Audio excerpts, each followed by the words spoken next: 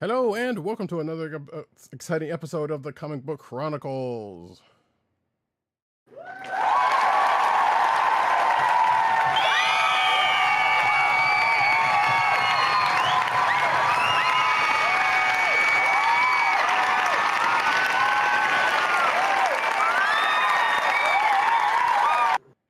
I am your host, Roddykat. You can find me at Roddykat on Twitter and Instagram. Well, excuse me, Twitter. Well, you can find me at Instagram, but Twitter and Blue Sky. You can also find me at News Nerds Need on Twitter and Blue Sky. You can also find me at CBCaps on Instagram. Alrighty. South Carolina with Columbia down the way. And the sound effects come from none other than our man in Brooklyn, 1agent_70 on Twitter, Instagram, Blue Skies, and Thread. What's up, everybody? Co-hosting from the Borough of Kings. You know, this is going to be the maybe one of the last times, you know, at least for the near future, that we're going to be gathering together at the altar of comic books for a little while. But you know what? Let's enjoy it, because we've got some busy comic book business over the next few weeks. We'll talk more about that shortly. Tim's for my hooligans in Brooklyn. I'm just a kid from Brooklyn. Yeah, and by shortly, at the end of the show. But for right now, you can find this here podcast on the Coastal of the Podcast Network, the CSPN.us. Do it today! You can also find us on your podcast personal police of choice, whether it be Apple iTunes, aka Apple Podcasts, Spotify, or the Coastal of the Podcast Network's SoundCloud page. Make sure to click like, subscribe, and leave us all the positive 5-star reviews, especially on Apple Podcasts, because that helps people find our show. Oh, crunchy audio there. I don't know what's going on. So yeah. First off, shout out to Von Gloom, who is in the chat, who says, "I am here from the beginning. Everything else be damned." Villain laugh. Welcome. Yes. And he also says, "Wait, what?" Yes, don't worry about it. It's nothing serious. We will talk about all of that at the No, it's only for fun things, but you know. Yes. Life is gonna life over the next few weeks, so. Yeah. So we kind of been hitting at it, but you know, we will talk about that at the end of the show. So let's go ahead and get right to it, because we got a lot to go on with this particular episode, and we're gonna start off with books of the week.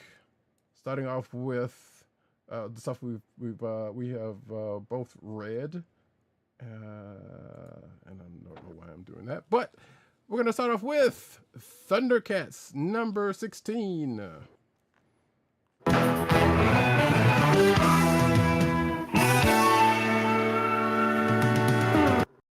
ThunderCats number 16 is written by Declan Shalvey with art by Drew Moss, colors by Martina Pignadoli, and letters by Jeff Eckelberry. So the ThunderCats have found themselves in a much better position than before. They've recovered from some of the losses that they've suffered recently. There's still some outstanding issues that the ThunderCats have to deal with, but I had a feeling, one of the things that developed in this issue is that I had a feeling that over the course of the last several issues, and even over the course of the Chitara miniseries, that there was another foot was going to fall, another shoe was going to drop, and that happens at the end of this issue. And I will be perfectly honest, Roddykat is better equipped to talk about this development than I am, because to be perfectly honest, when I saw that, I was like, well, I kind of know, but you know what? At the same time, good old Karath just happens to pop in my head, because that's my natural instinct to react, which is who? So I'll hand it off to Roddykat. I love how Agent 70 gives me that credit, but in this case I cannot take it, because I also said, wait, what? Well, actually, I take it back. I didn't say who, because I know who that was, but the revelation that happens at the end of the issue in relation to the character that pops back up, which also is a callback to that other ThunderCats miniseries. Because actually, there was a couple of callbacks to in this issue, and the one being from ThunderCats Chitara that has to do with her and Tigra. But the other one that comes in at the end has to do with that ThunderCats Lost miniseries that is still actually going on. Oh, okay. Yeah. So, and actually, I can't. Right. So I'm not sure because I think they said I thought I saw something where they said they made it into an actual series when it was originally a miniseries, but that part I am not entirely sure. Understood. But that being said, I mean, listen. I was about to say, Von Gloom. You're not alone because I was actually behind on ThunderCats, just the main series, for a few issues, but I got caught up. That I still haven't read all these side series that Roddykat is mentioning. Yeah. So therein lies that, and this character, I can safely say that the character that comes in, spoiler alert, kind of has a swift exit from that other series, and I guess now we know why. Even though, from what I understood from his status when he left out that book, well, no, it checks out as to how they found him here. Put it that way. So yeah, so that's a good thing that's been going on with these with the books in this universe. They have definitely been like, hey, they're going to tie in one way, shape, or form, or three, or two or three. So, and this one is no different. Now that being said, just like Agent 70 said, where it's like, yeah, there was a wrinkle that got brought in with this issue, and as soon as a character said what they said, and it was like, well, we know that's gonna clearly that's going to be not going to be the case, and sure enough, at the end of the issue, plop. Right, like I said, the other shoe fell real fast. Right, because as soon as the character says, well, hey, that's going to stop this from happening, and guess what? You thought. But yeah, like I said, the revelation is, as far as I know, actually, I don't know, because this may be new, well, I guess canon for this version of the universe, but I don't recall. The character definitely showed up in the series, in the animated series, because it was one of the later. This is slight spoiler alert. This is one of the later ThunderCats that showed up, but I don't recall them having the ties that was brought up here. Got it. So go and we both know that Declan Shalvey's playing a little with what was the original "quote unquote" canon of the miniseries, of the animated series, right. And I don't know what he's adopted or adapted from, if anything, from like the Star Comics ThunderCats series. So maybe, I don't know. I don't remember reading too many of those, or also 2011 ThunderCats, because definitely the Chitara Tiger thing. Is kind of might be from there also, because they did kind of play around with that during that series as well. Let's see. Von Gloom says this ThunderCat series is definitely better than the Wildstorm series back in the day. Far less cringe and ick. Okay. Except for well, not even except for they're speaking. I guess it's not ever cringe, but it's there was a panel or two in this particular issue where you see Chitara bent over in a state. I'm sitting here like, that's an interesting angle to have her in for this meeting. just go ahead and pull the camera behind her while you're at it. Like, then again, they also kind of had Panther on a weird bent over thing, especially with his injuries. I was like, I don't think he should even be bending over like that. But regardless, yeah, it was like they kind of had Chitara kind of booped over. And now I notice it. I see. Yeah. So I was like, okay, well, that's weird, but hey, there you go. She's the boss. I guess you can do that.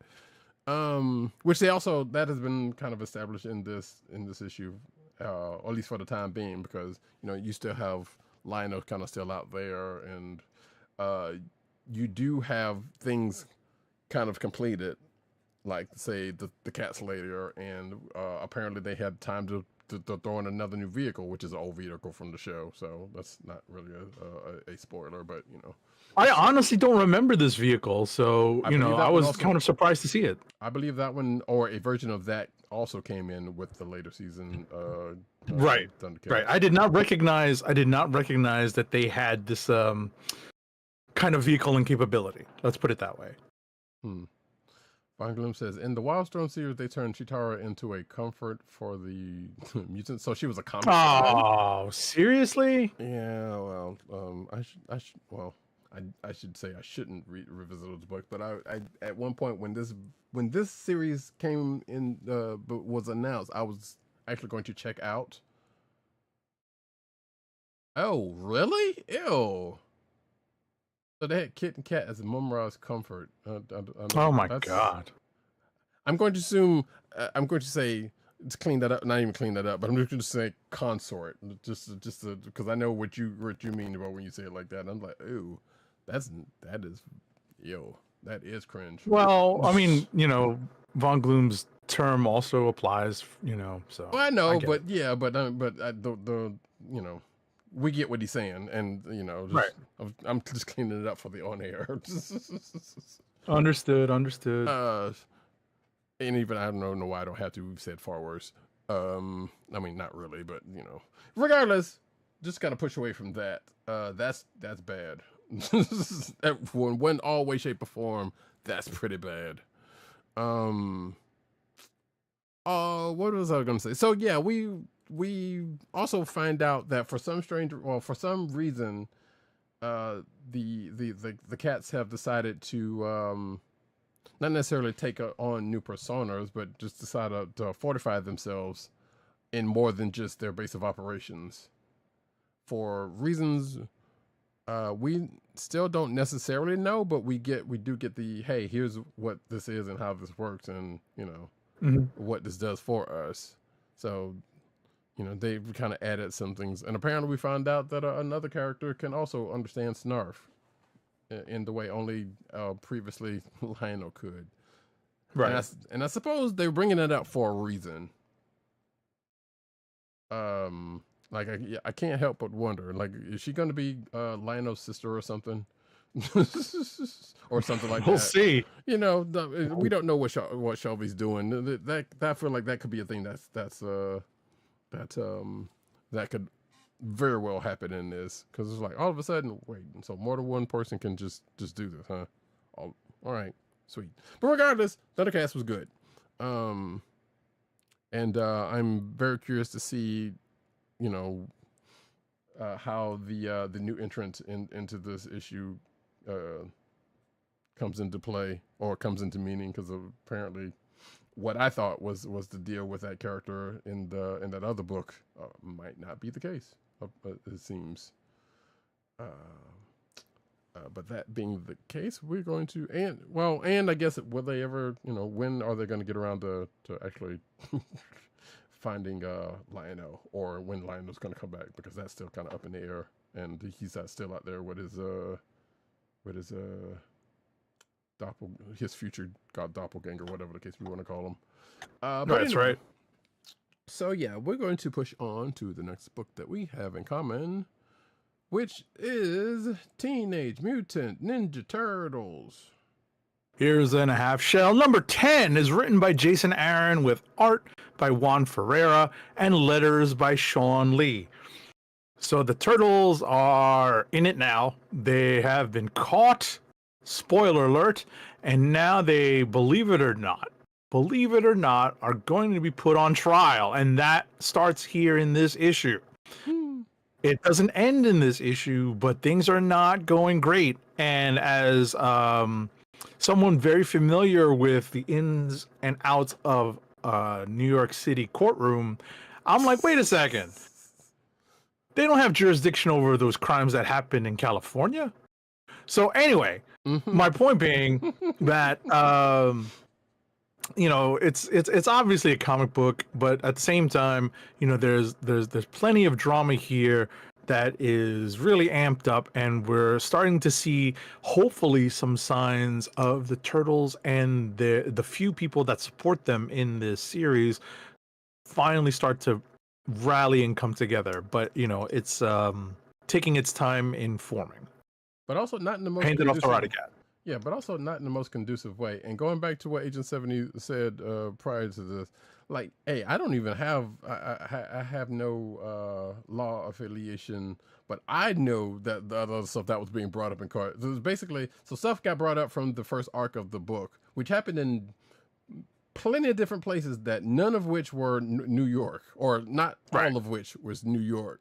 So the fact that some stuff got pulled in from other places, like it just sort of like, yeah, that shouldn't have anything to do Listen, with it's not anything. impossible. There are ways to do that, but it's we're jumping a lot of hoops to get to that.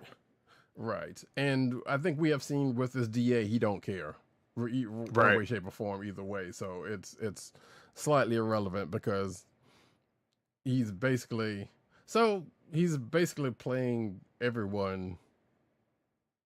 I know he's saying he's playing whatever, but he's getting through to the hearts and minds of the people, and he's kind of, like I said, I feel like that character is definitely kind of taking a page out of somebody's book in the real world who thinks he does the same thing.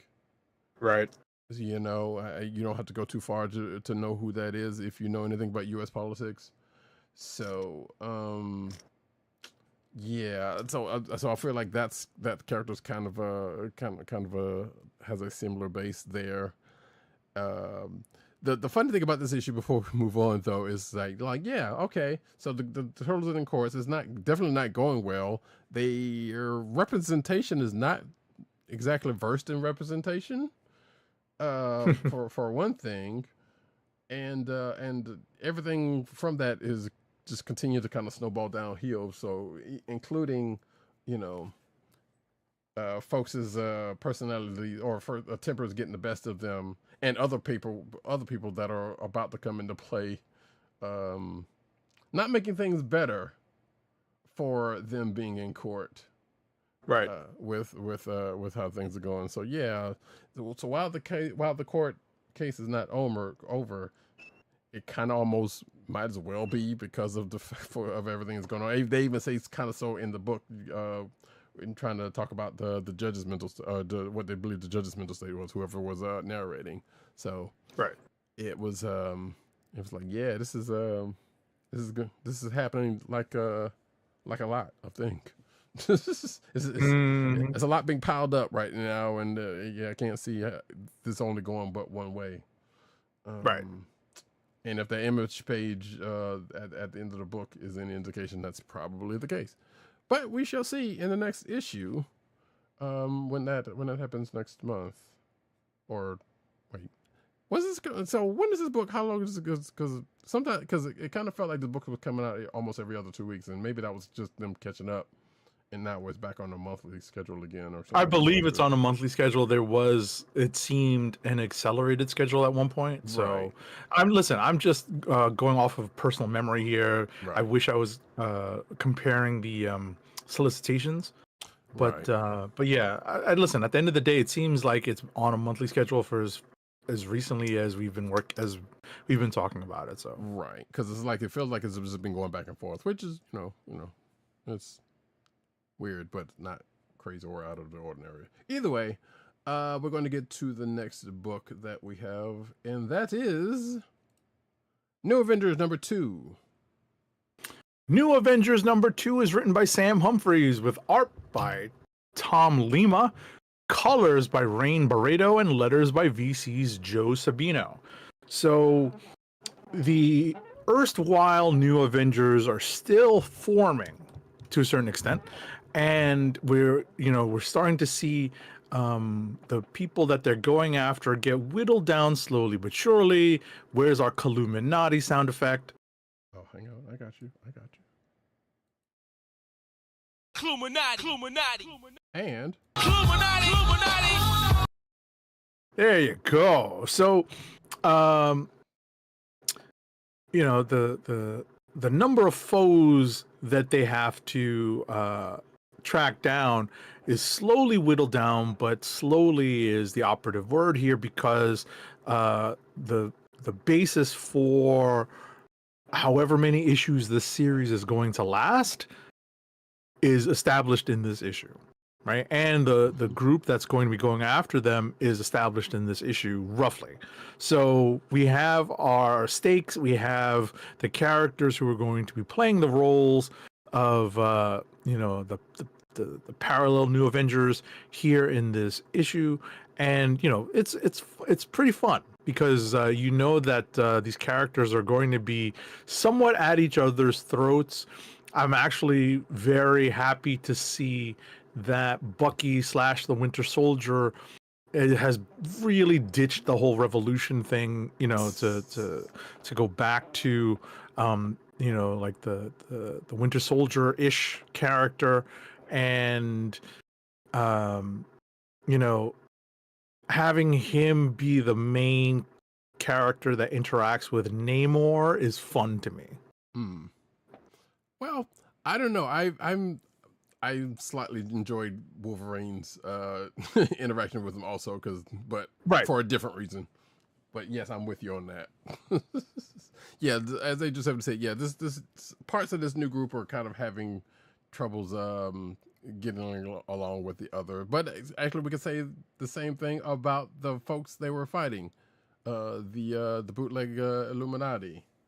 So, you know, and this issue is kind of like, yeah, we're adding somebody else to the fold, but also we're egos are getting in the mix and things and stuff. So that's the thing they're got to work out.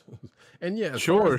And as far as the length of the series is, I was trying to find that out to see if that was, because I thought also that this was another miniseries or possibly a maxi series like a 12, but haven't seen anything so far to suggest this anything outside of, as far as we know right now, an ongoing. Von Gloom, you know, mentions or comments that, you know, it's a pity that Natasha lost her symbiote. You know, that I think is for the better, because at the end of the day, the Venom stuff stays in the Venom corner of the Marvel Universe, which they're really trying to develop right now. So that, you know, let that stay there. Whereas I think the Widow has, you know, is firmly outside of the Spider corner, or the Venom, even the Venom corner. Well, I'm not even going to call it the Spider corner, because the Venom corner is the actual Venom corner. Right. I think that you know, kind of her bringing her back to a relative status quo, I think, is probably the better call. But you know, you know, that's just my opinion. No, I kind of agree with that. But my question is, when did she lose it? Because like I said, the last time we talked about it, she still had it. So that must have happened somewhere in between the last time I saw her and this book. Maybe that happened in Venom or something, which... Probably, yeah, like a World War Venom, whatever the big miniseries have been. Right, so yeah, that's bullshit was. Yeah, and I'm not touching any of that. So that being the case, hey, good. I'm kind of glad that she's back to what she was, because yeah, I thought that whole symbiote thing with her was stupid. You know. So regardless, though, yeah, this book continues to be kind of fun. We got you know, got Sam Humphries back on it, bringing his comedic talents in where on some of this as well. So it's cool so far. So hopefully it stays like that. I do love this one line that was said from Bucky: "Punch anything that looks bad, and if it feels good, punch it again." Sounds good to me. Yeah, exactly. Which is going to be kind of also funny up against another line that I will mention from another book that I know Agent 70 has not read, but we'll get to that when we get to that. And that being said, we're going to move on to the next book that we have in common, which is Marvel Knights, The World to Come, number 2 of 6. Marvel Knights, The World to Come, number 2 of 6 is written by Christopher Priest, with art by Joe Quesada, colors by Richard Isanove, and letters by Richard Starkings and Comic Crafts Tyler Smith. So we actually get a lot of explanation in this issue. We also get an idea of how things have played out since Priest's run on Black Panther back in the day. Mm-hmm. So there's a lot to be taken from what is described in this issue. So it's a pretty pivotal issue in terms of understanding what's happened here to this point, and kind of helping us get or helping us process the surprise from the first issue, and I think that will help set up the rest of the series. So I'll hand it off to Roddykat with that. So Von Gloom says, and I agree with this because, like I said, I have no reason to doubt Priest and what he's doing, even though we still part of this. Even I say in my notes was like, what's going on here? Where's this going? But Von Gloom says people are saying let Priest cook or read the story, and yeah, I agree with that because like in some there are Priest stories that kind of need that. Von Gloom says he is cooking lumpy grits.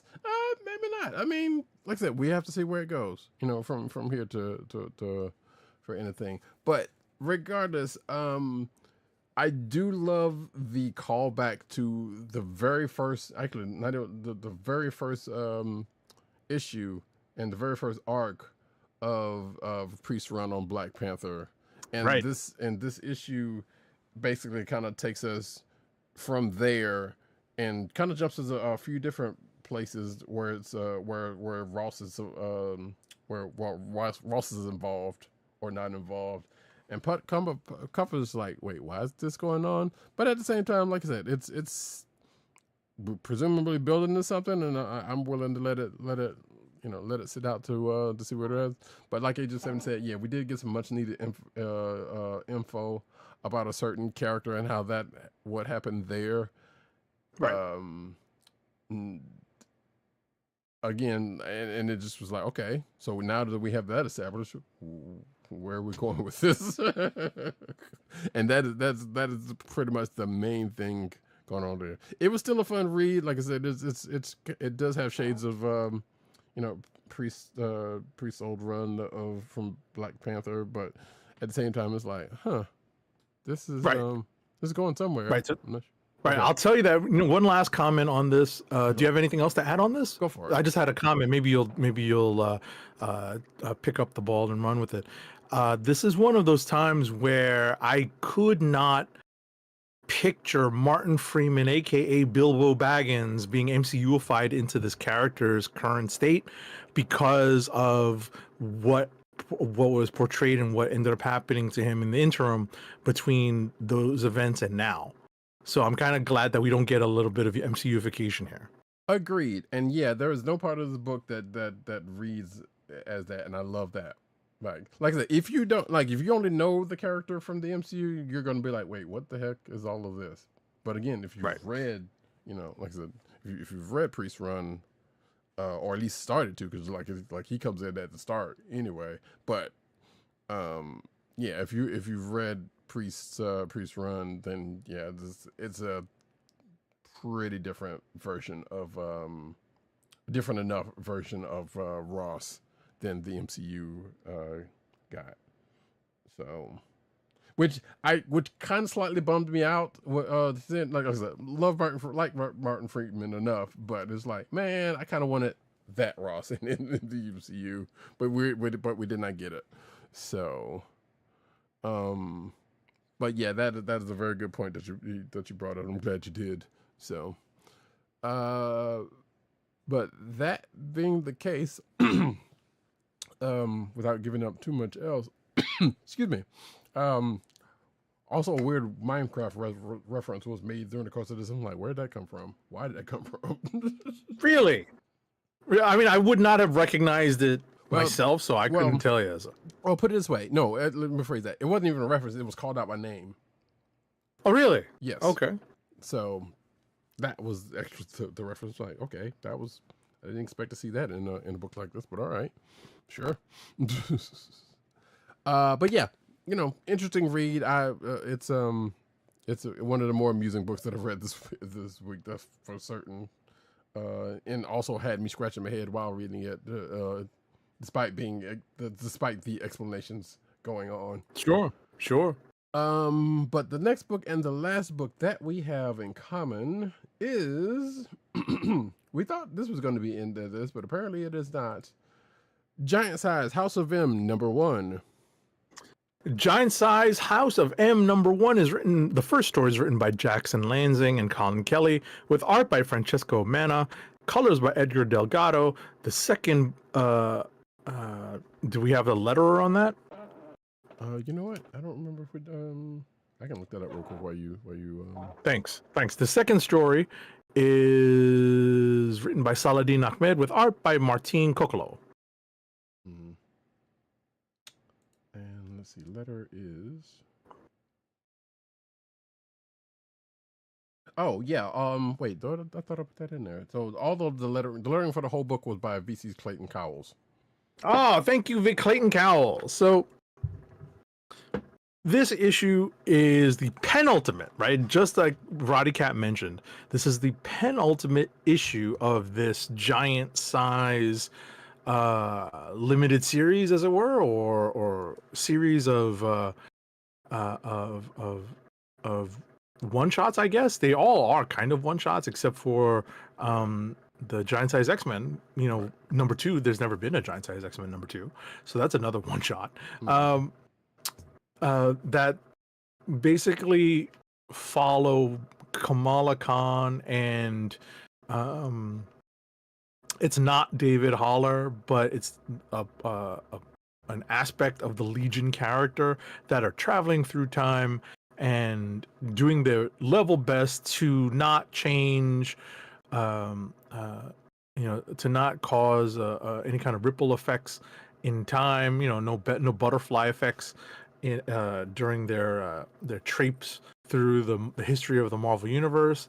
But ultimately, you know, we kind of travel through the House of M period here, but with very knowing responses to it. This is probably the one period of time where Kamala is acting very much in concert with the heroes and characters that are in this timeline. You know, she's able to communicate with them directly, and because she's already experienced this in several timelines, and you know, at the end of the day, there's a pretty funny callback to you know, a movie that has long been the touchstone of time travel, and you know, with that, I'll hand it off to Roddykat. Yes, indeed, because we know she got to go back, Marty. Yeah, so It's your kids, Marty. No, I'm kidding. I mean, it's like kids involved, but yes, not hers. Yeah, so like I said, House of M is kind of one that I don't think I've ever read fully. Like I think I might have read like a book here and there, and I know how it started, and they kind of do a little bit of the legwork to kind of like, well, here's where it ends up. You know, here's what comes out of that, and they bring it up. And I do remember hearing about it, but you know, I wasn't really reading books around that time, specifically X books either. But yeah, so you know, Kitty's kind of jumping through here, and she gets help from a familiar name from Exceptional. Well, not just the X-Men, but the Exceptional X-Men, who is kind of feeling a similar way. Is the reason why I say that is because she's this version of the character is kind of feeling a similar way as she did in the beginning of Exceptional X-Men, which by the way came out this week, but didn't have a chance to read. Same. But and you know, again, Kamala kind of, you know, touching the heart of the person who's kind of feeling a certain way in the world that she's been visiting and all that kind of good stuff. So it's like, yeah, all right, we're going to do this. Also, Blarpin. Where the hell Blarpin came from? I don't know if that was something from House of M. Don't know. But the fact that this is going to conclude in a Giant Size X-Men 2, which I guess doesn't hit upon any other X-Men thing that we know of, unless it does, and you know, it's not really called out, then hey, they're in slides. That Vine Gloom says that kind of missed Kamala's supporting cast. She lost all of that once she became a mutant. I mean, if she still had her book, she probably would still have her supporting cast. And we did, at the beginning of all this, we did still see, actually, Bruno, Bruno was kind of the catalyst for this whole situation in a way. So because of messing with him, so they're not like completely gone. It's just that she's trying to handle this part of her newly found self, and the implications that we've seen in the other connected one shots of this, which we didn't see much of here. So I guess that's something. But yeah, I don't know. Like I said, House of M was like, I know enough about it to say I know a little bit about it, but I guess the beats that they put in here were the ones that mattered, or at least a reference here were the ones that mattered. So until I do get back to that. And on the second story, which is not necessarily a backup story, but basically it is something that had to do with Wolverine, and I guess something that's going to get concluded. They're setting up, right? Yeah, that's getting set up for something in Wolverine. So it was like, okay, I don't know why that had to be here, but sure, that's what they've been doing in these issues. So setting up other things for other places. So I guess you needed something to make it giant size. Right. So therein lies that. And that, folks, is that for the books that we have in common. Let's get some rapid fire. Rapid fire review time, folks. Here we go. Here we come. I ain't got time to bleed.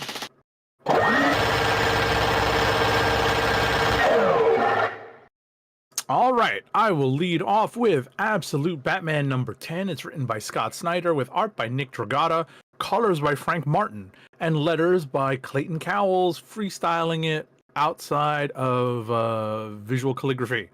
So, this issue is a play on what was the third Christopher Nolan movie with Bane? Dark Knight. Is it Dark Knight Rises? Dark Knight Rises. Yeah, I believe that's it. Yeah. Oh, okay. Just wanted to confirm. My memory is stodgy in my old age, right? So, there are elements in this issue that are reminiscent of that. But at the same time, this is the absolute version of Batman. And we have to understand that the Bane here is different. And the characters that form Bruce Wayne's support system are very different. And it's a pretty interesting version of this. It's not a retelling, not in the least. It's definitely an interesting version of Bruce Wayne and how he becomes Batman, and this version of possibly the ultimate breaking of Batman. And I say ultimate with no pun intended, because that is what this absolute universe is. We'll see how Snyder decides to play this out over the next couple of issues, because at least in my opinion, there'll be some reckoning very soon when it comes to the absolute Batman and his future publications. But my understanding is that they've got at least a 2-year publishing plan on this. It'll be interesting to see where they go once they hit issue 12 and 13 going forward. Mm-hmm. Next up is Superman Unlimited number 3. It's written by Dan Slott with art by Rafael Albuquerque, colors by Marcelo Maiolo, and letters by Dave Sharp. Very timely issue because it heavily features Crypto, the Superdog. It also comes up with, let's just say, a workaround for the new status quo of kryptonite in the DC universe. It's kind of a way to deal with a Superman who has a movie out that actively portrays him as super powerful, but maybe not completely indestructible. And so this is a riff on that. And I like that. I think Dan Slott has touched upon a good workaround for this issue. For this matter that's in this issue, not just this particular issue, but going forward. So I think that is going to I'd be interested to see how that plays forward in this series. So I actually think that Superman Unlimited is pretty fun. It involves a remix on the character of Toyman. So it's actually, believe it or not, a surprise candidate for Click of the Week for me. Next up is Death of the Silver Surfer #2 is written by Greg Pak with art by Sumit Kumar, art by Frank Darmada, and letters by VC's Joe Sabino. Yeah, this is another candidate for Click of the Week for me. I love the art by Sumit Kumar. Where has this guy been? Because if I'd have to do another quick search for this artist's credits, because it's just really good, all over.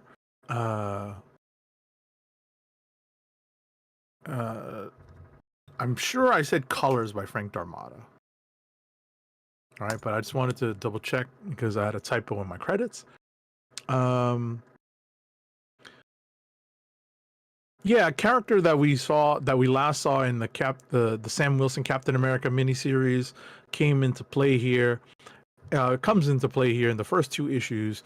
And greedy billionaire is bad. We all know that. Every comic book basically portrays all the greedy billionaires as bad. So we get that. Got it, loud and clear. So I'm trying to come up with a way to describe this that's not super spoilerific. I'll just tell you that it's really good, and what is on the cover actually kind of happens in the issue. How's that? Okay. Next up is Godzilla Destroys the Marvel Universe #1 of 5. It's written by Jerry Duggan with art by Javier Garron, colors by Jesus Bertov and Andrew Dahlhaus, and letters by VC's Travis Lanham. So to answer Roddykat's question again, and it serves as a way to start the discussion on the book, is that this does not tie into any of the previous one-shots that were done with Godzilla and singular groups or singular heroes over the past, let's say, like month and a half. This is, in fact, a Godzilla versus everyone issue. First, it's a bunch of the main groups that are in New York. And the next issue is going to be a funny one, which is Godzilla versus mainly a group of street level heroes. Yeah, good luck, guys. But yeah, it's a lot of fun. You can see Duggan and Garone having some fun with the visuals. There is a particular scene in this issue which boggles the mind. I'm like, I love Captain America. Steve Rogers is one of my favorite characters. But, and I was like half cheering and half groaning when I saw this scene. So when Roddykat sees it, he'll probably have the same or very much harsher reaction. We'll see. So, but yeah, that's the story of this issue. And that's it for me. All right. Before I get into my books, Von Gloom says, I was hoping that Bruce's villains would have stayed normal and become a supporting cast / Bat family, but bleeping redacted becomes the Croc. Right. He also says that he's also surprised that Bruce has Johnny Storm himbo tendencies. To which I replied, was like, I wonder if that has anything to do with the fact that he doesn't have money, so therefore he didn't get the they're playing him differently, obviously, because he's a Bruce Wayne without money, but also like he didn't grow up the same way he did because of the fact that he doesn't have money. So maybe that's how he would have turned out. I don't know. I hadn't been reading into this book. But he also says, have Riddler be his guy in a chair, Penguin be his underworld connect, etc. I guess as an example to what he was saying earlier. And Von Gloom also says, Godzilla was hilarious and seeing Reed's meltdown was chef's kiss. Oh yeah, that was I'll hand off rapid fire review time to Roddykat by also adding to Von Gloom's comment that was very reminiscent of the first Jurassic Park. Okay, I can imagine what scene that might have been. Gotcha. Yeah, I'll check it out. All right then. Right. It was not the meltdown scene was related to it. Right. Gotcha. That being the case, we are going to go into my books, and we're going to start off with a little bit of G.I. Joe! G.I. Joe #9, written by Joshua Williamson, art by Andrea Milana, colors by Lee Luffrich, and letters by Russ Wooten. So we still have that whole situation with Baroness and Cover Girl, and the Raptor character who's fetching them for Major Blood. We also get some backstory into Raptor's character, and spoiler alert, he's kind of Kraven the Hunter, but with birds, as they set him up here. But of course, things don't. After that happens, you still get pretty much everything that's said when you finally find out. Well, not finally find out that. Let's just say the person who is seeking the Baroness kind of comes into play, and some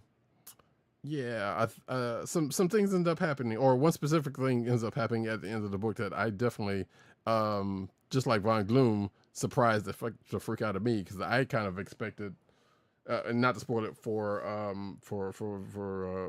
Agent 7 who hasn't read it yet, but I was expecting a slightly different turn to happen, which maybe could happen from this. Who even knows? But we shall see as this book goes along. Von Gloom, I didn't either, but also, sometimes you got to do what you got to do when you're in the situation they're in. So I would not expect that. Is this going to be a complete turn, or is this going to be something else? We don't know. We shall see. Raptor definitely became infinitely cooler than he was in the original Marvel comic book. I'll take your word for that one. We'll just seriously, I was long off the book by that point, so yeah. Yeah, I think once it left those rails, I was like, I was not no longer in the building, or in the car, or in whatever other analogy you want to use for that. But next up, Star Trek Red Shirts #1 of 5 is my next book, written by Christopher Cantwell, art by Megan Levins, colors by Charlie Kirchhoff, and letters by Jody Troutman. So this seems to be a book set in the TOS era. And you got a bunch of red shirts, aka a bunch of security folks. So as I say in my notes, this seems all of these red shirts have been brought together for this one supposedly important operation. But this also feels like an operation that was designed to basically get rid of a bunch of people, because the makeup of this crew are a bunch of kind of not necessarily rejects, but kind of rejects, and a couple of loose cannons here and there, and and whatnot. So it's like, wow, they put all of these people together on this mission that didn't make any kind of sense, and I think somebody slightly kind of called it out as that. But things happen. If you know enough about the Star Trek universe and the fate of red shirts, you kind of know what's going to happen. And sure enough, this book does not disappoint halfway through when some things indeed take place, which kind of is pretty much going to set the tone for this miniseries. I'm sure it is setting the tone for this miniseries.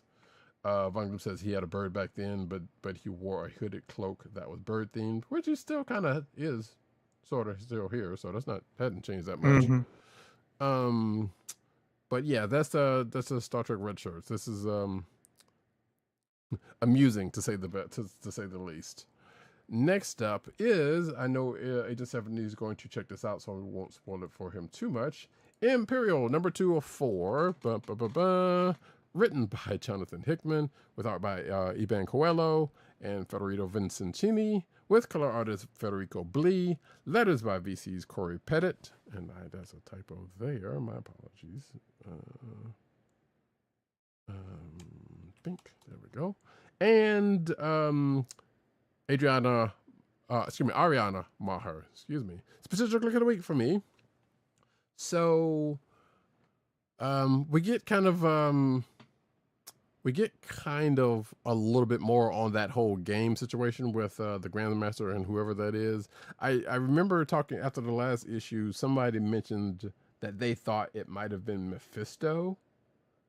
Oh no! Which would make some sense, especially given the shine that he's been getting lately within the MCU and whatnot. But I'm not entirely on board with that. I mean, it could very well be. So because when I heard it, it was like, you know what, that makes more sense than it should.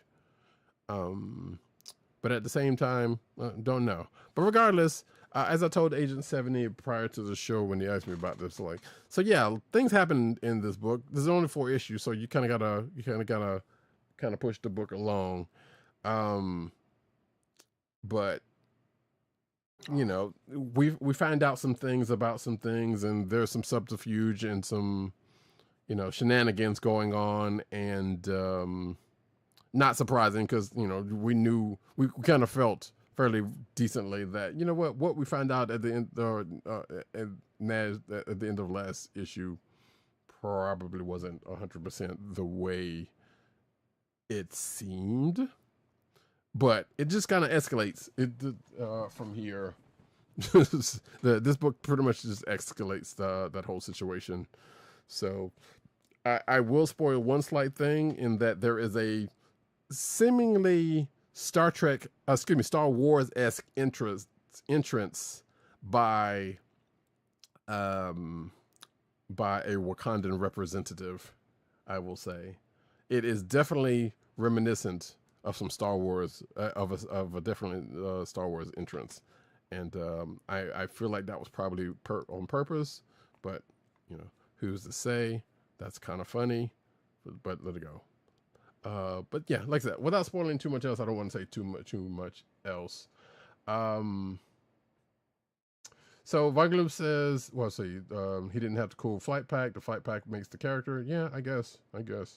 Imperial was unexpected, but it should have been obvious. I am mad at myself. You know, that just means it was effective for you, I suppose.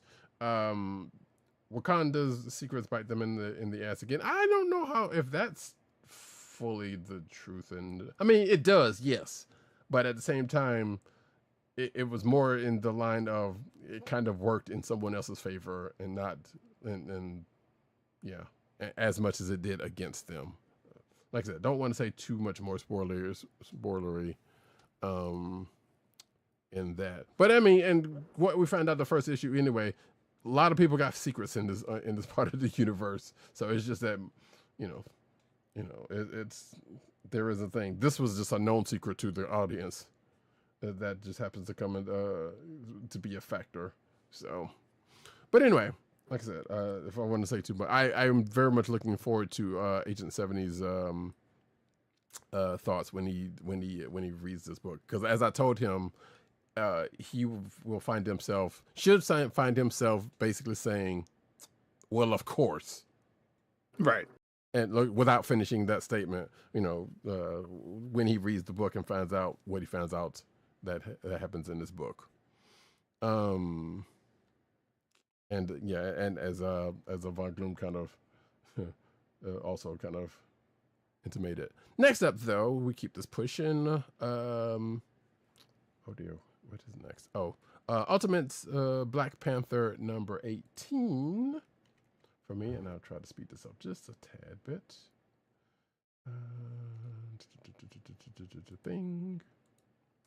There we go. Speaking of Wakandans, written by Brian Hill, former guest of the show, art by Stefano Caselli, color artist David Curiel, and letters by VC's Joe Caramagna. So, the vibranium spirits are kind of walking around. There's another one now. I was like, where did this other one come from? And maybe that was there, and I just don't remember from the last episode or two, or issue or two. But apparently, the vibranium spirits kind of floating around or walking around. That Vodokun sect, or someone representing the Vodokun sect, is kind of seeking an audience with them because they have they have felt a kinship and tie with them for the longest time, and clearly they want something out of the fact that they're roaming around. There's a prophecy that was invoked, which we don't know much about, but you can pretty much guess as you continue to read the book, because it has to do with the main character and another character that they are that they were tied to in the regular Marvel in the 616 universe, and that I don't know about anybody else, but I wish they still were in the MCU, not MCU, but in 616. But seems to be some familiar kindlings going on that front, even though the fact that he's married to a Okoye in this universe. But then again, she's kind of, making eyes at Killmonger. So, things are probably going to happen on both of those fronts at some point. Surely. And yeah, which all leads to, like I said, wrapping around to whatever is going on with this prophecy that has something to do with them too. And I guess we will find out more about the next issue, possibly. What's to see, though? Next and last book for me is New Champions number 7, which I believe, if I'm not mistaken, probably the penultimate issue of this book, because if I'm not mistaken, this book is going away next issue. Written by Steve Fox, pencils by Rory Coleman, inks by Rory Coleman and Elisabetta D'Amico, my apologies, and Adriano Di Benedetto. A color artist, Arthur Hesley, and letters by B.C. Travis Lanham. So, so the group is basically trying to find Helrune. Apparently she's been in contact with one of them.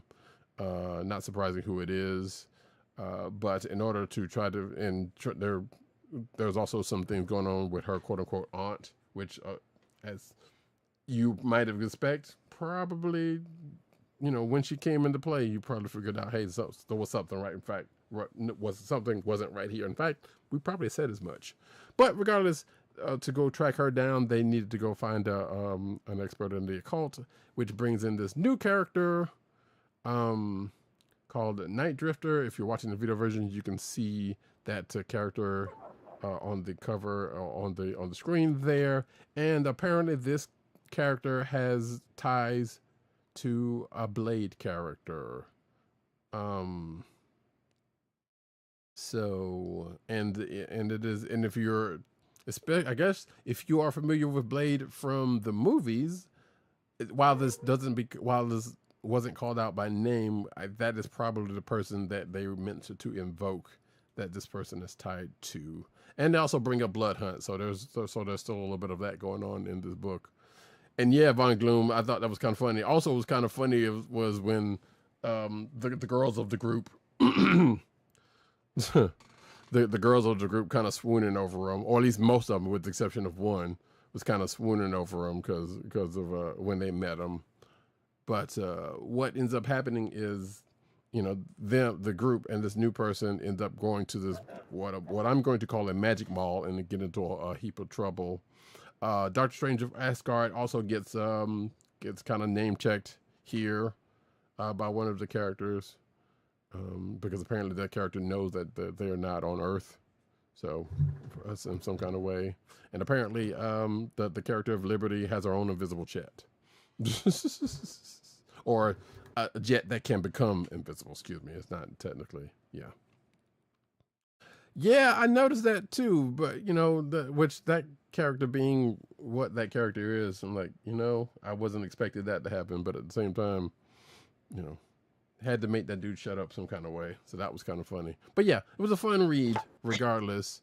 So like I said, I surprised that I ended up liking this book as much as I did, but which is also making me sad that it is going away, but at the same time, With what issue?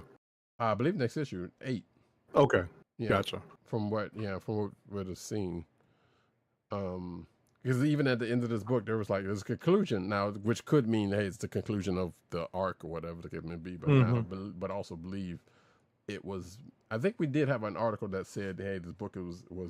We did. I could have sworn that they were going to end them all at 10, but I guess some of them are finishing a little sooner. Right. This was the one that was ended before 10, so therein lies that.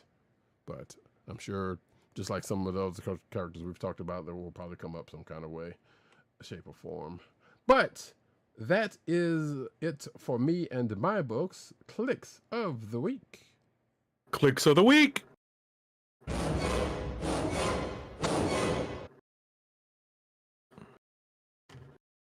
So, you have candidates? let me see. What did I say? Imperial's one, definitely. I guess if I were going to put in, that was pretty much the main one that was called out. G.I. Joe was pretty good. I'm not sure if it was the potential, but it was pretty good. Marvel Knights: The World to Come. That was like, okay, we got the answers, but also more questions. And ThunderCats probably would be. Actually, I should have been putting all this up, but it was going to take me a second. But yeah, I think those are the main ones that come to mind. Right. So for me, my candidates would be actually Teenage Mutant Ninja Turtles number 10. Right. Another candidate is Death of the Silver Surfer number 2. And I did like Absolute Batman number 10, as well as Superman Unlimited number 3. Okay. Solid. So I'm trying to think of a way to narrow these down quickly. And I think I'm going to go with, believe it or not, maybe I just have a little bit of Superman and Crypto on the brain. So I think that I'm just going to go with Superman Unlimited number 3 as my click of the week for me. Yeah, there's no Superman related stuff that's been out lately. I don't know how would that even happen, or Crypto for that matter. Actually, I think that Crypto book came out this week as well. Correct. So yeah, there was a lot of books this week, as we noted before the show. So it's.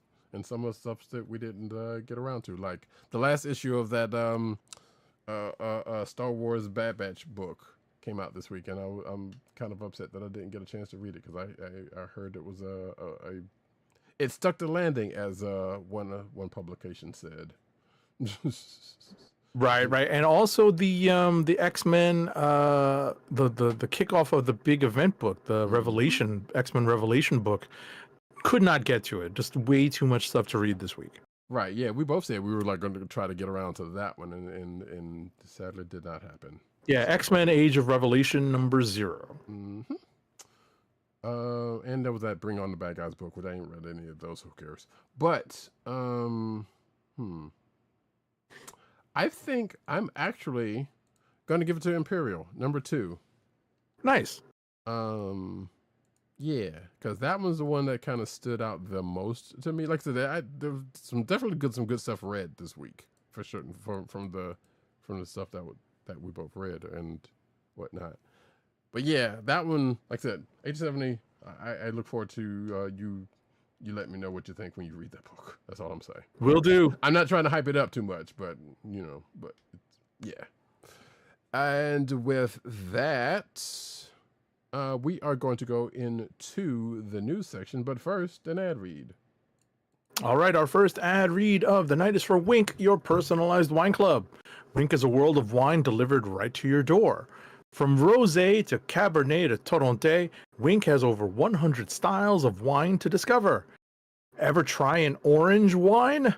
Wink connects you to a world of exclusive wines tailored to your taste and delivered directly to your door. Wink delivers 4 bottles of wine to you every month with free shipping. You can pick your own bottles or let Wink choose and match to your taste. It doesn't cost a thing to become a member, and you can skip or cancel anytime. And now the listeners of the Comic Book Chronicles can enjoy an exclusive discount of $20 off your first order. To place your first order with $20 off and to help keep our show free for you, go to our network website at cspn.us/wink. That's cspn.us/WINC. Wink wines through CSPN. Do it today. And now we get into the news.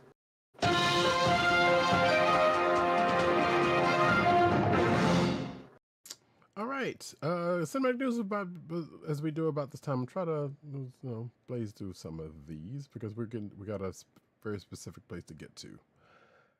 First up, though, no surprise, Superman news. A new day for DC, according to this article. So, basically, this article says that, hey, the studio's fast-tracking a Wonder Woman. As we talked about last week, the movie did some numbers. So that's in the opening weekend. So therein lies that. But it also says here that... Wait, hold on. I got to read this. Ahead of the world premiere of James Gunn's Superman on July 7th, DC Studios co-chief Peter Safran took to the stage to thank the most important person seated in the audience. Oh, Lord. Warner Brothers Discovery President CEO David Zaslav, quote, for your faith and trust in James and in me to make this movie and to kickstart the new era of DC. In fact, according to this article, there were only a few echoes of DC Past inside the TCL Chinese IMAX theater, including Michael Rosenbaum, who did a part in the movie, by the by, played Lex Luthor in Smallville. Will Reeve, the son of Christopher Reeve, who also had a cameo part in the movie. Of course, son of late Christopher Reeve, the Superman. And thus ambassador to the Richard Donner Superman over according to this article. Otherwise, the night stood as the dawn of a new beginning of the film franchise that has earned $16.8 billion over 58 films in the box office, according to this article, and all that and Marvel. Shout out. So yeah, and then this article kind of goes on from there. But basically, it sounds like they're fast tracking a Wonder Woman movie, and people have been throwing out fan casts as they tend to do, and yeah. Franklin says I need to record that soundbite. Hey, probably might be already well ahead of you. Oh, Franklin also said the Age of Revelation reveals were something else. So Was what? The Age of Revelation reveals from that X-Men thing. Also says, not sure if I should just yell his name or what? No, yes, go with the damn you Zaslav in your particular accent. We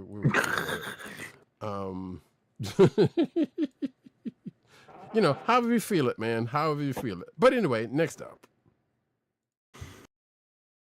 Superman's Fortress of Solitude took 6 months to design, with 16 more weeks to build, and was made from 242 resin crystals. Superman production designer Beth Mickle spent all that time and used all those resources to build a mostly practical set of the Fortress of Solitude. Yeah, that's pretty much it. It was pretty good, pretty well done, very much mostly, if not completely, practical set piece. Yeah. Good stuff. Also, apparently CBS is killing off Colbert, citing financial decisions. Very sad. Very sus. And we all know I was about to say, you didn't let me finish, because we all know that, these financial reasons aren't all financial. Right. Wink. Wink. You know what I'm saying? So, but I'm sure that's, you can't keep a good Colbert down, but that's sad all the way around. But next up.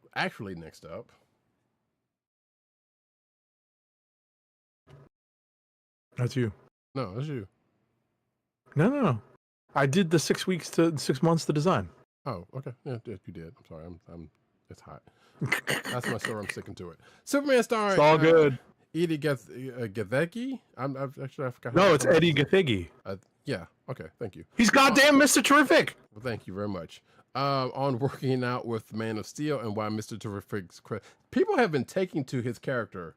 I say that's a good thing. It's well done. I'm not saying it isn't, but I'm just saying that I was kind of surprised by that, honestly, because partially surprised. I knew people were going to take to him one way or another, but you know, like I said, I expected to be. I did not expect it to be as many people as I saw online. So that's good.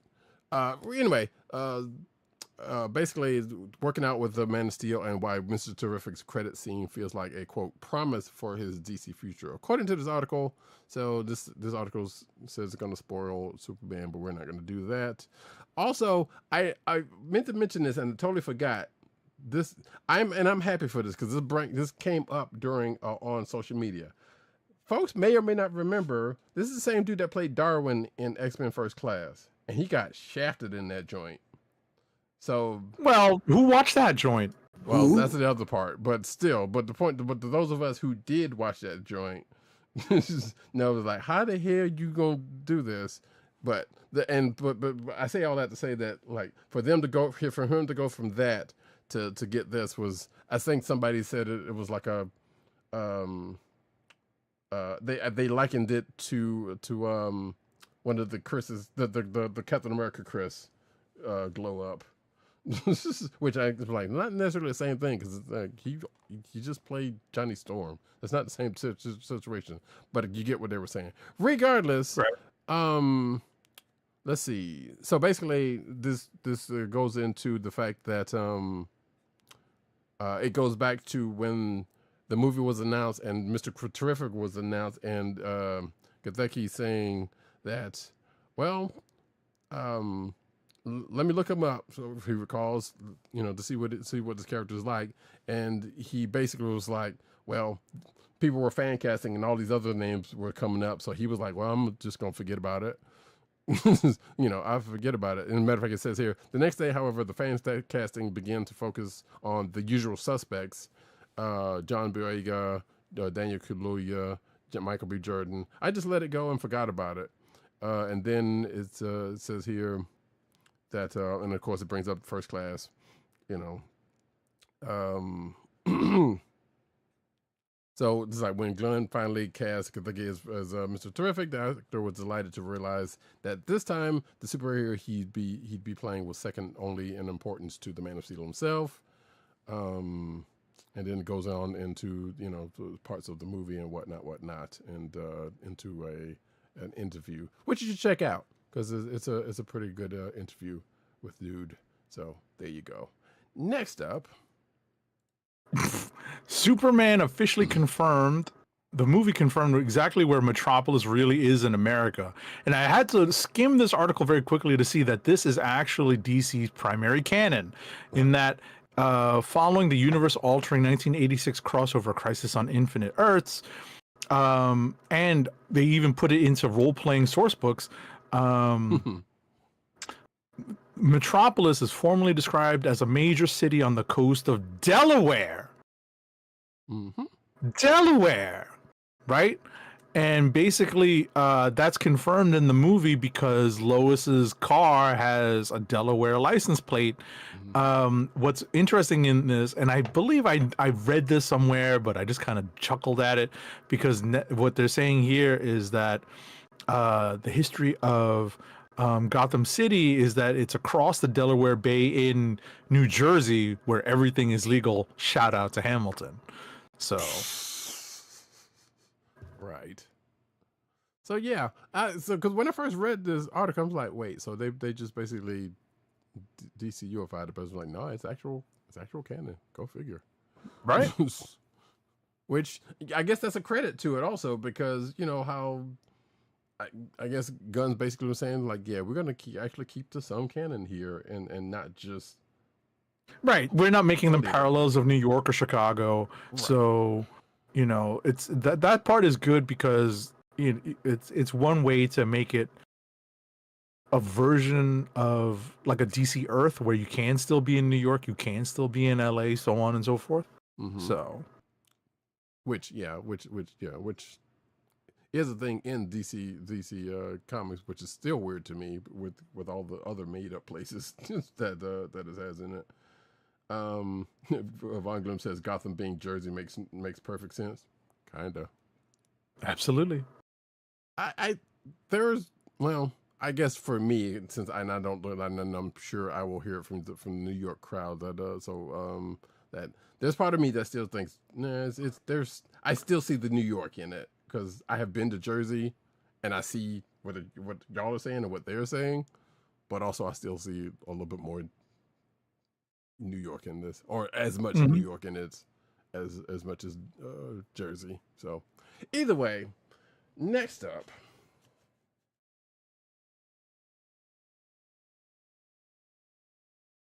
That one's you again. Wait, I need to start marking these because I'm losing my own self. Superman 4K Blu-ray Steelbook Edition is up for pre-order at Amazon. I guess shouldn't be surprised. Shouldn't be surprised. But $38 for the Steelbook. And have I been to Jersey City? I've been close to Jersey City, but not in the city. I can't remember where we were actually, now that I think about it. But anyway, and then there's the standard edition for $30 for the 4K, $25 for the Blu-ray, and $21 for the DVD. And you could follow the links in this article to go to Amazon to do just that if you feel so inclined to do so. Yeah, you can see the trappings.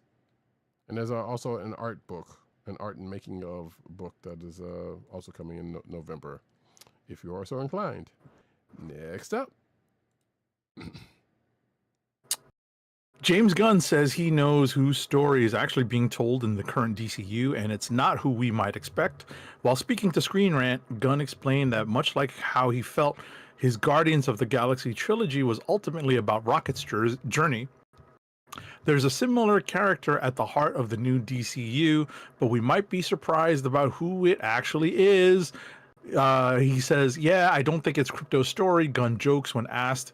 I do. He continues, "I think I do know whose story it is, and it probably isn't anyone that anyone would ever expect." What's more, the story goes, the central story of the DCU is quietly building to a major event, but according to Gunn, it's going to be different from any of the ideas that are commonly rumored. He says, "It's not what anyone thinks, it's not what anyone would guess, but I think that if people watch the next season of Peacemaker, they'll see where a lot of these things are going and have a little bit more of a sense of maybe what can happen."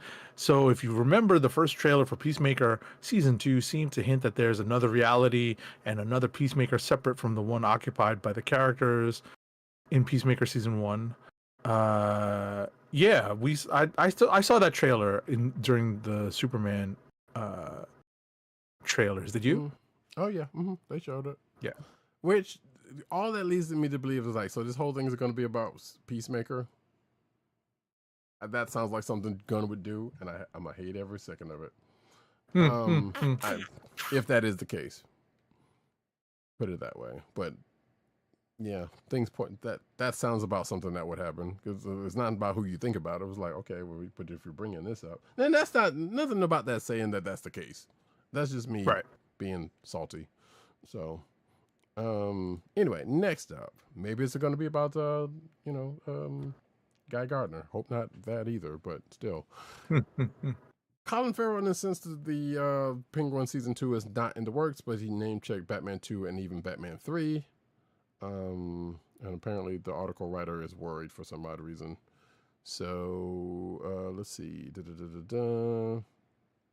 There's a lot to untangle here, so let's start at the beginning. Matt Reeves' self-contained DC universe is called, quote, the Batman Epic Crime Saga, which basically just includes the Batman and the Penguin series, the Batman movie and the Penguin series, and I guess whatever Batman 2 is going to be. It mentions the fact that the Penguin is set a week after the Batman. I still haven't seen either one of those.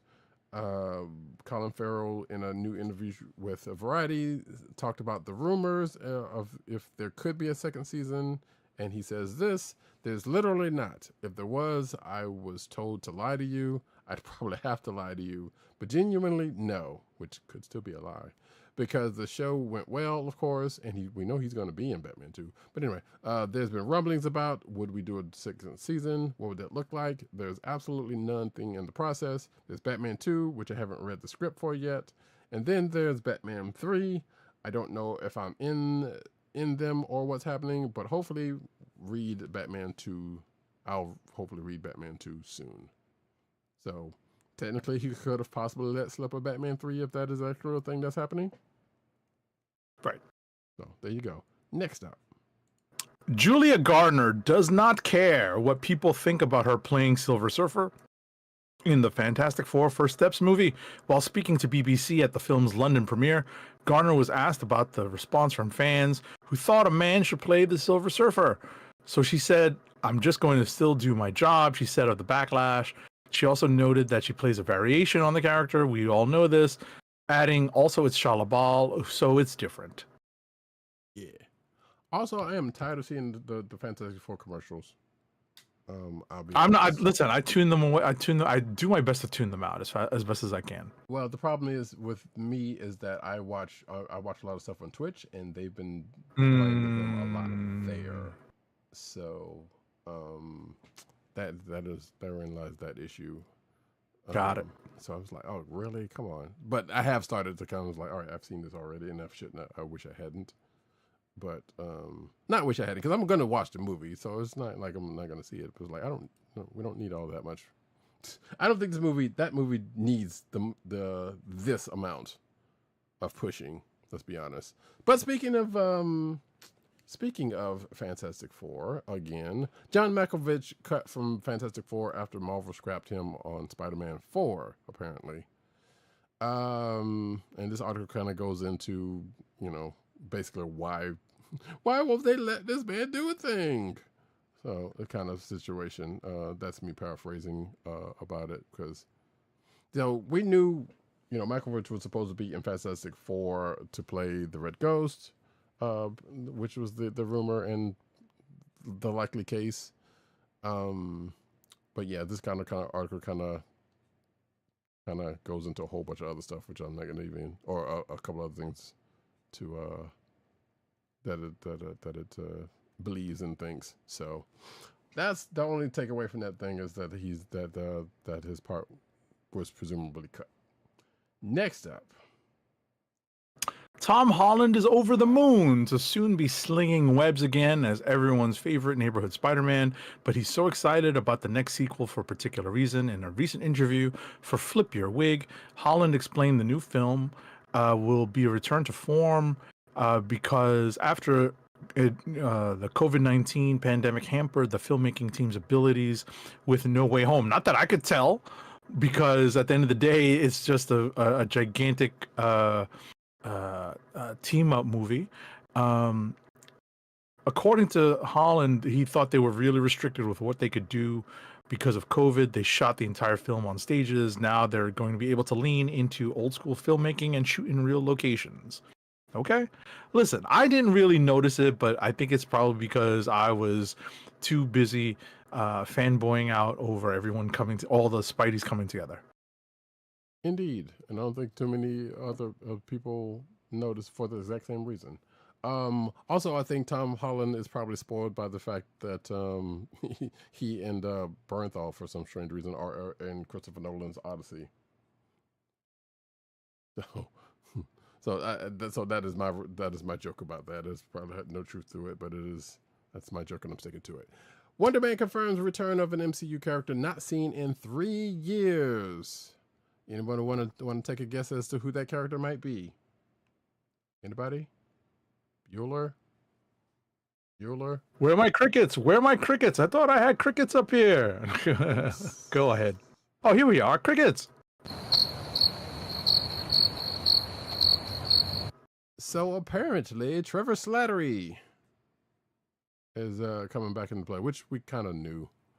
Or we kind of felt, I should say. We may not have known, but also, actually, hold on, back on this, because that's not who the character is, but we knew, but according to this article, yeah. Trevor Slattery is going to return, which I feel like that's probably a known thing. The actor, Arian Moayed, will reprise his role as Agent Cleary. I think we need old boy for this one. Carath! Who? Thank you very much. Where he's expected to feature prominently per the outlet. That will be Deadline, who first reported on this. The character first appeared in Spider-Man No Way Home and later appeared in Ms. Marvel. this person worked for Damage Control. I still don't remember this character after all of that. It'll probably be one of those cases where you recognize his face. Probably. But apparently this actor has been all over Law and Order, according to this, and the Blacklist and and a few other places, including a show that I just almost went down a rabbit hole with, or at least finding out about, called Elsbeth. But yeah. So, and then it goes into the Wonder Man show, what we know about it already. So, next up. Okay.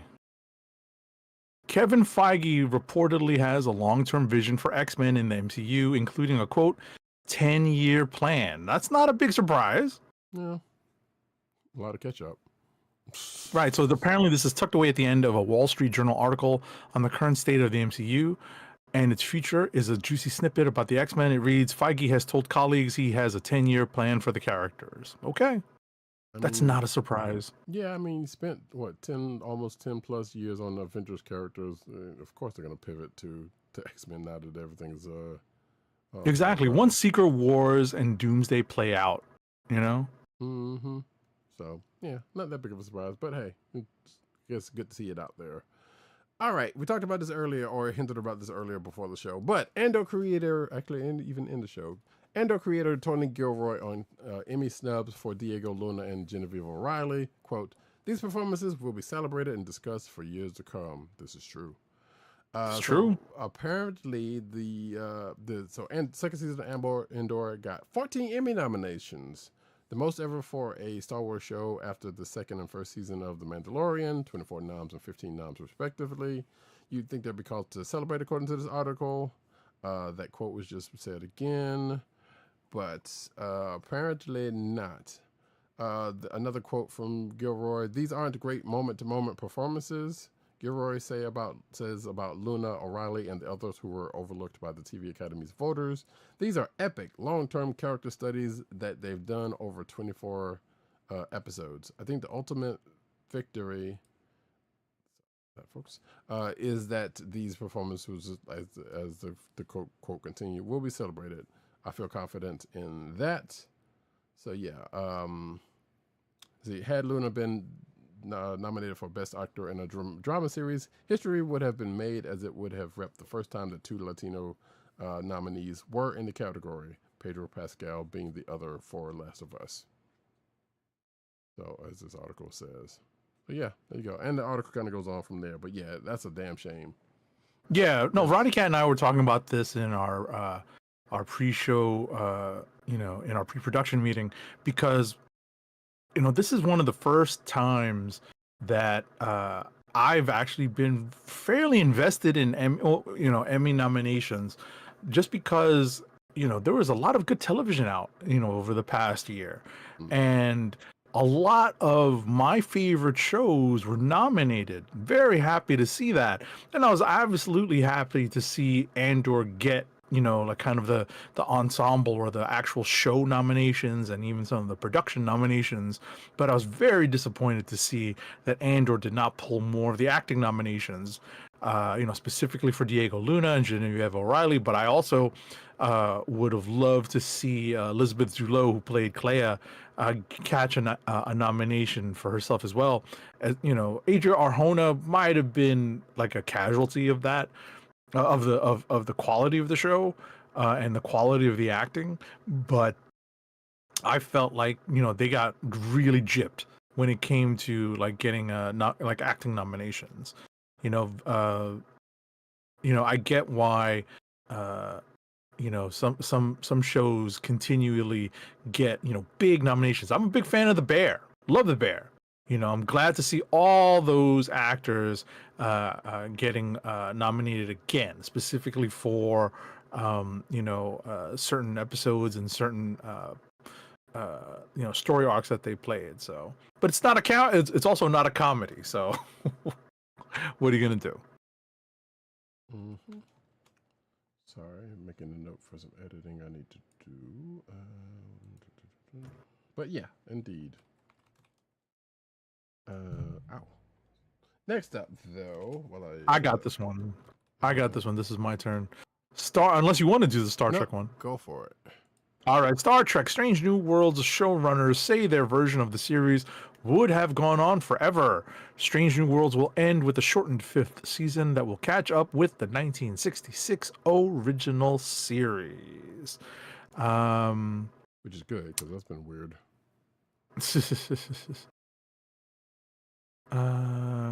Right, so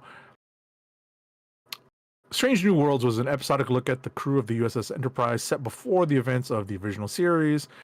Paramount Plus renewed it for a 4th season while season 3 was still in production, but after laying off hundreds of employees in June 2025, the streaming service announced that Strange New Worlds would be ending with an abridged 5th season. Mm-hmm.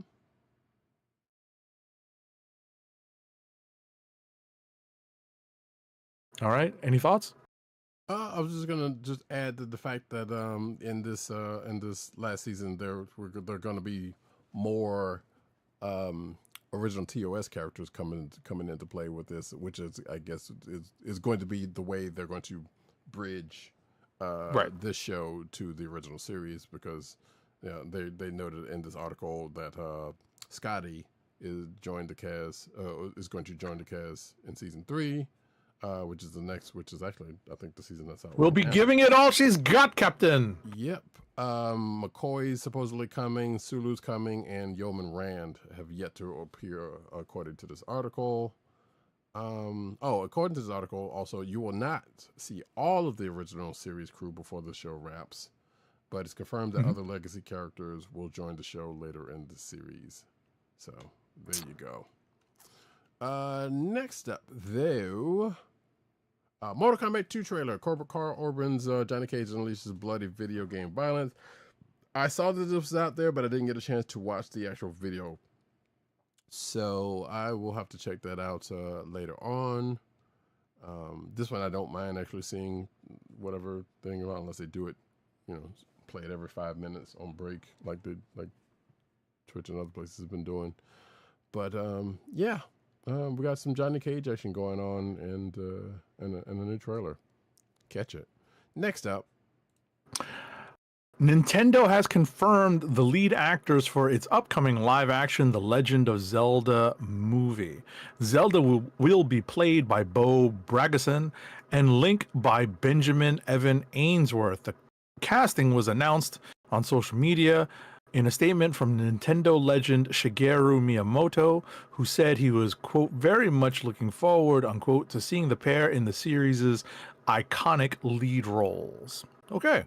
Oh man, the Zelda fans are going to be all over this one way or the other. other. The film is scheduled to be released in theaters on May 7th, 2027. There was rumors that this was going to be a thing, so I'm surprised, but not surprised by this. I mean, I heard that Super Mario animated movie did pretty well. Not saying that this is the same situation, but yeah, Nintendo begins caught the bug. So Von Gloom says, "By who?" What do you mean by who? But anyway, let's see. Next up, we are going to. Oh no, we're still there. Watch Transformers Cyberworld debuted. Optimus Prime crash lands on Cyberworld. So yeah, so this is that whole stop motion thing. So that's out there on YouTube. Watch the first 2 5-minute episodes featuring Optimus Prime, and who crashes on Cyberworld and meets Scorpion and Grimlock. Then Bumblebee forms an unlikely team up with Megatron for some fun and games, according to this article. And yeah, you'll just have to watch the show to see what that's about, or check out all these stills, which apparently looks like it's just running through an episode. Next up, Anime Corner. So we've got some Anime Corner here, and we've got some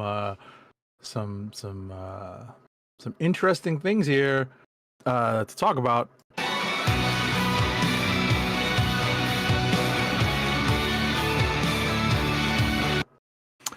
Since 2015, Dragon Ball fans have understood that Dragon Ball Super is the canon sequel to Dragon Ball Z, while Dragon Ball GT is non-canon. However, things are no longer so simple. Recently, Toyo Teru, the writer and artist of the Dragon Ball Super manga, has confirmed that all Dragon Ball material is equally canon. Heresy! Lies. Lies! Wait, I've got it. Where is it? Where is it? Where is it? Where is it? I've got this. Oh my goodness. I have this sound effect. Lies! Deceptions! So, Toyo Teru has confirmed that Dragon Ball GT is just as canon as Super. His statement also indicates that all the previously non-canon movies and specials, Daima, and even the lore of expanded Dragon Ball media are all also canon, despite what some fans may think. So, Well, go ahead. yeah, right? So, you know, the hard part about this is obviously that with over a year having passed since the tragic death of Akira Toriyama, the final word on all things Dragon Ball apparently now belongs to the writer of the Dragon Ball Super manga, Toyo Teru. No, it doesn't. I don't know about that, No, I don't know about that. No, because Toriyama I don't know said about before he died, I feel like Toriyama, somewhere out there, Toriyama said GT is not canon. He damn sure intimated it with the stuff he's done, with Super, first of all. Right. But I believe he actually said it was not canon because Toriyama had nothing to do with it and didn't want to have anything to do with GT. Famously has said that. So no, that is not true at all. I don't know, man. I mean, just because this dude is writing the manga now, that doesn't necessarily mean that doesn't mean that the shit is all. Now, Dime is another situation because I think that happened after Toriyama. No, but Toriyama had a hand. That was the last thing he worked on. So he did have a hand in it. I couldn't remember. I don't Yeah. know. So then, yeah. But regardless, GT still stands as not in canon. And yes, fans are going to say that because no one likes GT. Yeah. Like I said, yeah. So Toriyama famously was not touching, had nothing to do with GT. So, yeah, and as Von Gloom says, GT was a studio cash grab. I don't know about that, but that seems likely. But that seems to be the case because like I said, I think they went to him to try to get GT to get GT. He was like, nah. So, yeah, no, I don't care what this dude say. GT ain't canon. Screw all of that. Fuck that noise. I'm gonna have to edit that, but it's worth it. Anyway, next up, Demon Slayer fans can come. Oh yes, lovely. I'm glad. I guess it was meant to happen. Demon Slayer fans can prepare to enter the Infinity Castle with new limited edition popcorn bucket.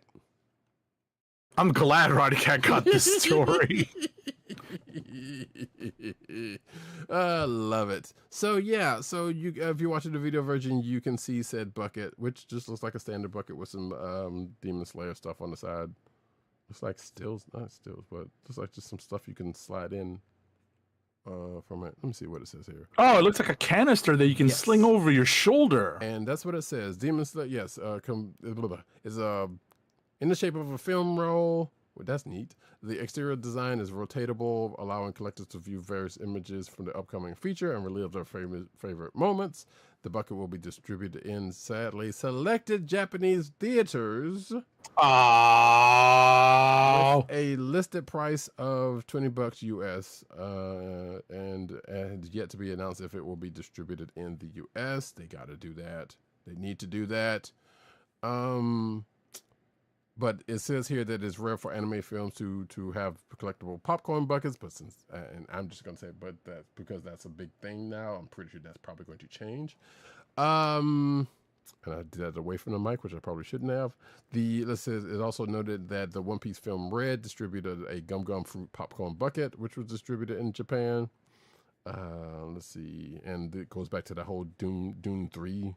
It's not a debacle, but it was just a funny ass looking bucket. Let's see, and it goes on from there with other numbers and stuff. But nah, if you like I said, That thing looks nice. This thing looks cool. I really, really hope they bring this over to. I would absolutely get this one. Ain't seen the movie yet. Don't care. But I would absolutely get this bucket because it's cool looking. Anyway, as we know, September 12th, 2025, that's when us folks in the U.S. are going to see the beginning of the end, aka Infinity Castle. So we shall see.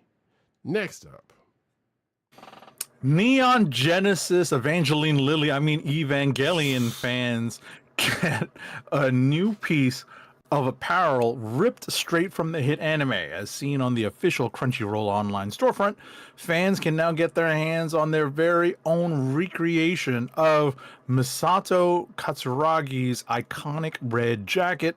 The jacket is a pitch-perfect recreation of Misato's look from the Neon Genesis Evangelion anime series and is made of an entirely leather exterior with 100% polyester interior lining. Fans will have to be Crunchyroll subscribers to order, and they can expect a free replica Misato necklace for shelling out the $500 that the jacket currently costs. Listen, if it's all leather, if it's a leather exterior, 500 bills is going to be what it costs. Sure. So the fun of it, if you're watching the video version, you can see me flipping through the pictures, including modeled by a couple of people. It looks like a Thriller jacket on the dude for some strange reason.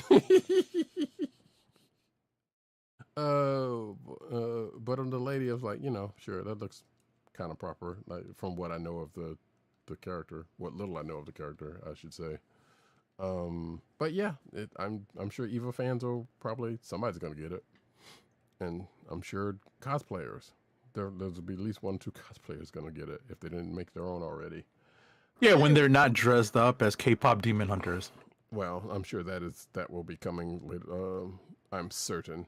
But anyway, next up, beloved animated web series Murder Drones makes the jump to comics. Apparently, Murder Drones is a collaboration between Oni Press and animation studio Studio Glitch Productions. The graphic novel is written by Wyatt Kennedy, Knights and Marvel United, and drawn by Joe Jeong, Eve Dark Crystal Age of Resistance, with cover art by Alessio Zano from I Heart Skull Crusher. And apparently the comic, which debuts on Kickstarter in September 2025, and comic shops in February 2026, will adapt the first season of the hit animated series. I had never heard of the series before this article, so there you go. But I guess that was the reason why it was created, because that happens a lot. So yeah, if you know of that thing and interested, there you go. The information's there. Next up. All right. DC Comics' October 25 solicits and solicitations are about to drop. And if you looked, you'd notice that Cy Spurrier is not the writer of The Flash number 26. So he got out ahead of the news, and he posted online specifically that he made this decision alone, without pressure or incentive, for reasons he'll come to in a moment. Despite the creative number crunching of a few bad faith naysayers, he's told that sales have been remarkably healthy. Flash number 26 will instead be written by Mark Waid and Christopher Cantwell, with art by Vasco Georgiev. Okay. Mm-hmm. Man, I hadn't read any of the run, so I couldn't tell you how it was in the first place. So, oh well. I'm Sainsbury is probably going to get some work, so I'm not really worried about him from that. But yeah, whatever reasons happened. I think he's got some creator-owned stuff coming out from Image Comics. Yeah, I don't doubt that at all. But hey, guess what? Guess who's coming to Absolute Batman? Daniel Warren Johnson. Yes. So Daniel Warren Johnson comes, according to this article, comes to Absolute Batman in 2025 as Dan Mora goes to Transformers, as seen in something we will be talking about in a little bit, per San Diego Comic-Con. But we'll get to that in a little bit. But yeah, apparently, let's see. Oh, so he's going to be writing for the annual. So, then yeah, it talks about Dan Barber going to Transformers, which we already know about. Scott Snyder is also going to be writing the Absolute Batman 2025 annual, with multiple acclaimed artists according to this, and going back to there will be panels at San Diego about things and stuff and things. So there you go, and actually goes into some of that in this article, which again we will get to in a little bit. So don't you worry about. Next up. Sorry. DC Comics announces DC K.O. event. Lord. Joshua Williamson and Scott Snyder co-create the Slugfest event of the century, main series written by Snyder with art by superstar creator Javi Fernandez. Everybody fights everybody, apparently. Only one hero can knock out the rest and be crowned King Omega. Lord. So, yeah. I can't even bring myself to read this. This suspiciously feels so like according a contest to, of champions. I'm sorry? I said this suspiciously kind of feels like a contest of champions.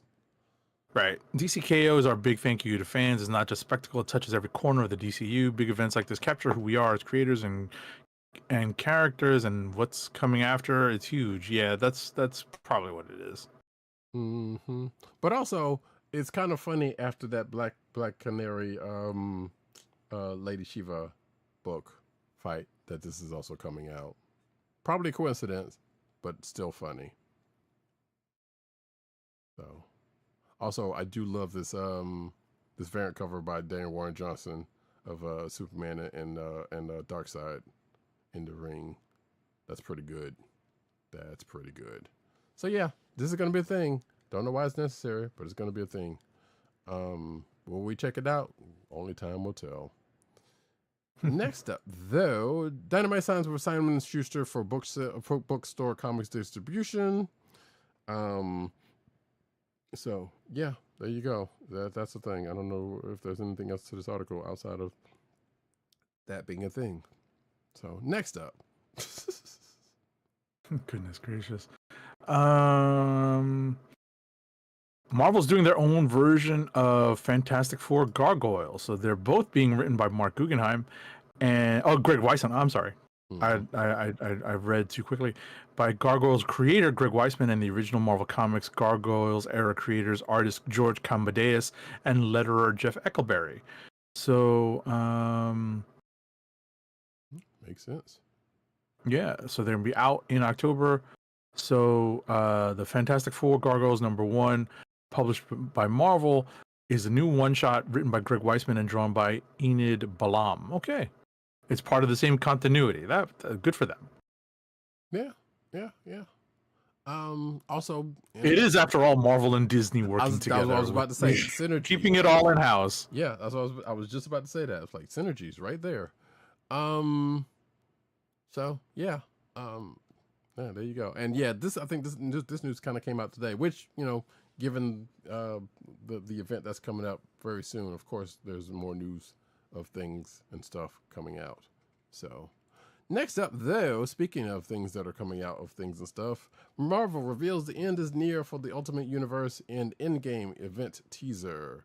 So apparently, yeah, it's going to kick off the end of the current Marvel Ultimate Universe is going to kick off in an event in this December. Let's see. This article asks, is it really possible that the Ultimate Universe is ending, given that everything revolves around the makers returning and potentially wiping heroes out of existence? It's possible. At the very least, we know we're getting an event out of this quote-unquote end game. I mean, it's not that big surprising, honestly. I mean, the original Ultimate Universe ended after a time. But yeah, this is all we got so far from this, apparently. And this, if you're watching the video version, this logo. That was because this news is fairly fresh as well. But anyway, next up, I guess we'll get more of about it during San Diego. Right. Imperial War, Imperial Guardians assembles the galaxy's greatest heroes against new intergalactic threats.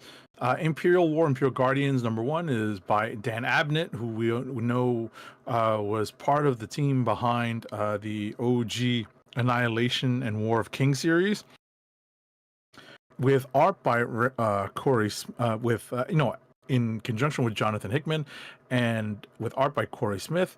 So this is going to be the final of 5 initial one-shots spinning out of Imperial, which is coming in October. So yeah, this is part solicitation, part news,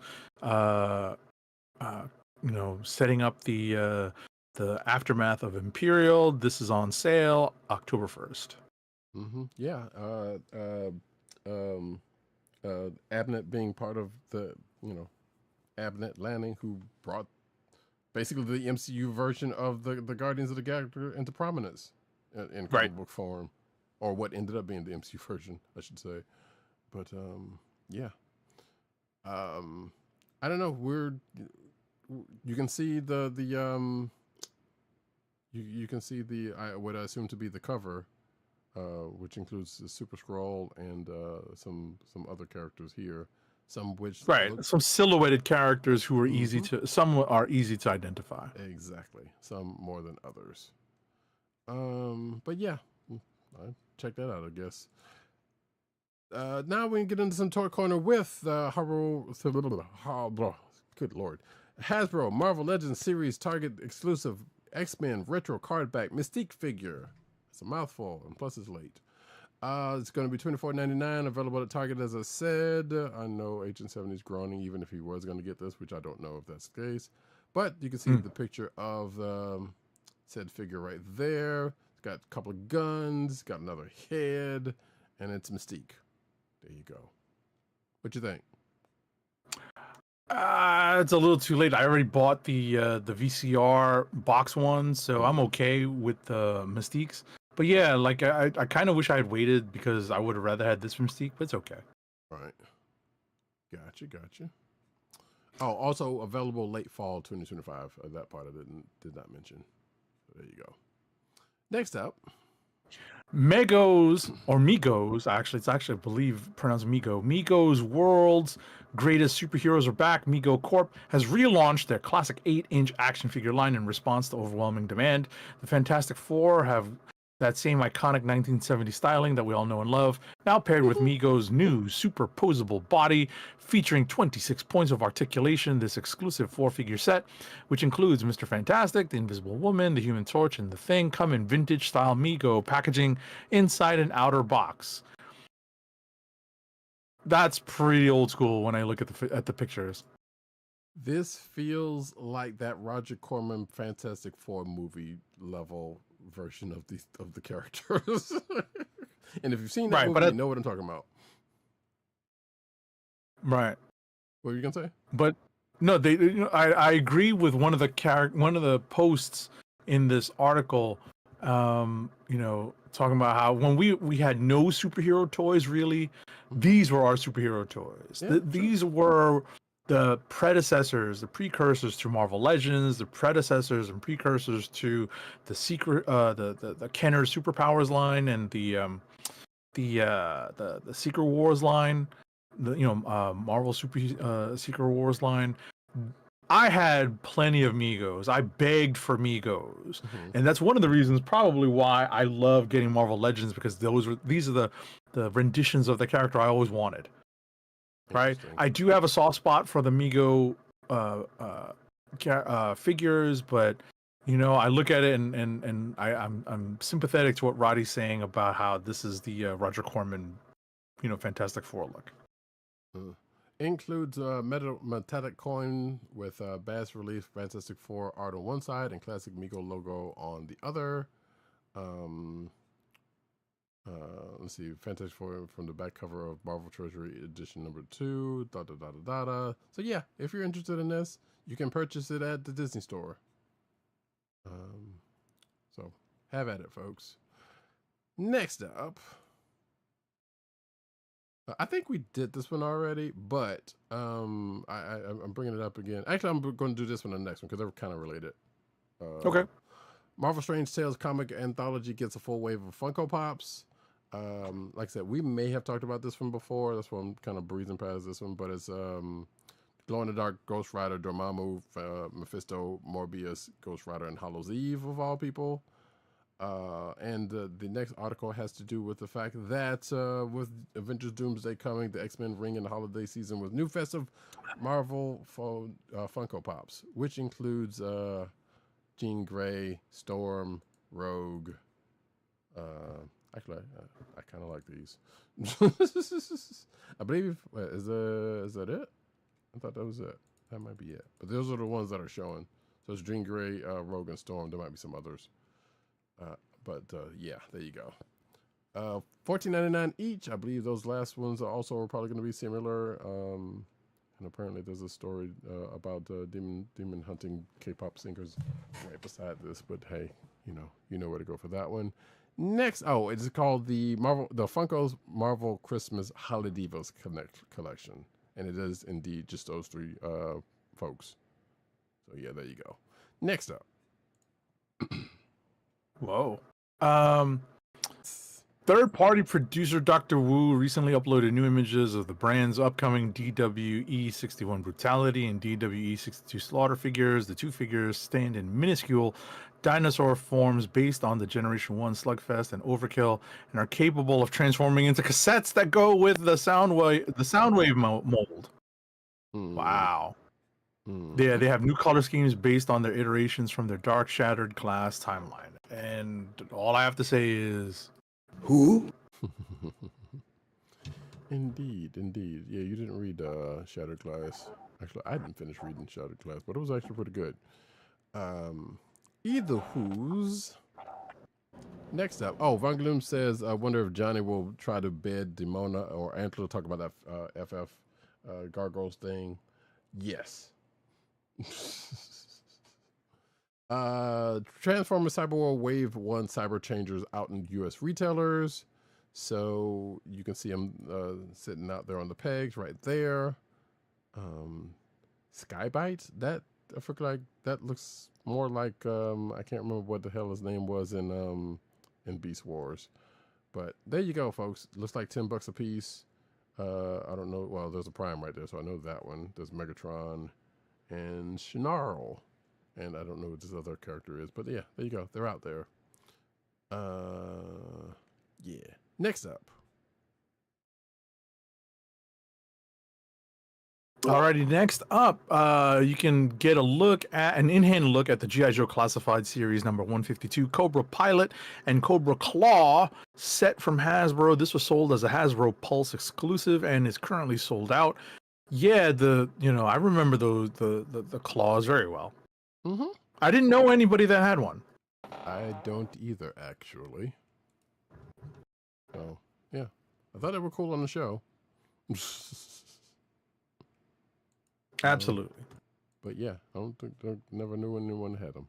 Next up, though, new Ghostbusters Pterodog animatronic revealed. Pre-orders are available. Of course, this is probably a Spirit of Halloween-ish thing, if I'm not mistaken. Let's see. Yeah. It is... HalloweenCostumes.com, I guess. I don't know. We're giving them a shout out for people we shouldn't have. But 3 foot tall Pterodog. Yeah, there you go. There's pictures of it. It's got light up eyes. You can pre-order it. It's $400. And yeah, I'm sure there's some Ghostbusters fan that's gonna have this for certain, or probably 2 of these for certain. Because you gotta have them in series, gotta have them in pairs. Next up. Pre-orders are live for 2 new Star Trek action figures from Beast Kingdom. The figures are part of their Dynamic Action Heroes lineup. Included are Captain Picard from Star Trek Generations and Spock from Star Trek II, The Wrath of Khan. These 1/9 scale figures stand approximately 8 inches tall, feature 22 points of articulation, and fabric outfits. The figures are limited to 2,000 pieces each. They are priced at $82.99 each, with a release expected by the end of year. Cool. Yeah, both of those movies have been playing a lot lately on those fast channels. The line also must be drawn here, even though that's not from either of those movies. But yeah, these figures look good. Hey, what can I say? I'm flipping through them right now, as you can see. There you go. You did say the price? Yeah, $82.99. Yeah. Next up, Atomic Mass announced 4 new Star Wars Legion miniatures expansions. Let's see, Clone Troopers Infantry, ARC Troopers Unit Expansion, Clone Trooper Marksman, and Customizable Jedi General Knight. I think that's the last one. They will be on retail November 7th, 2025. And all except for the last one that I mentioned are going to be $54.99, which that last one is going to be $39.99. So if you are into miniatures like that, there you go. Next up. You want me to take this one? Magic the Gathering space opera set includes a monster so big it eats planets. Galactus, anybody?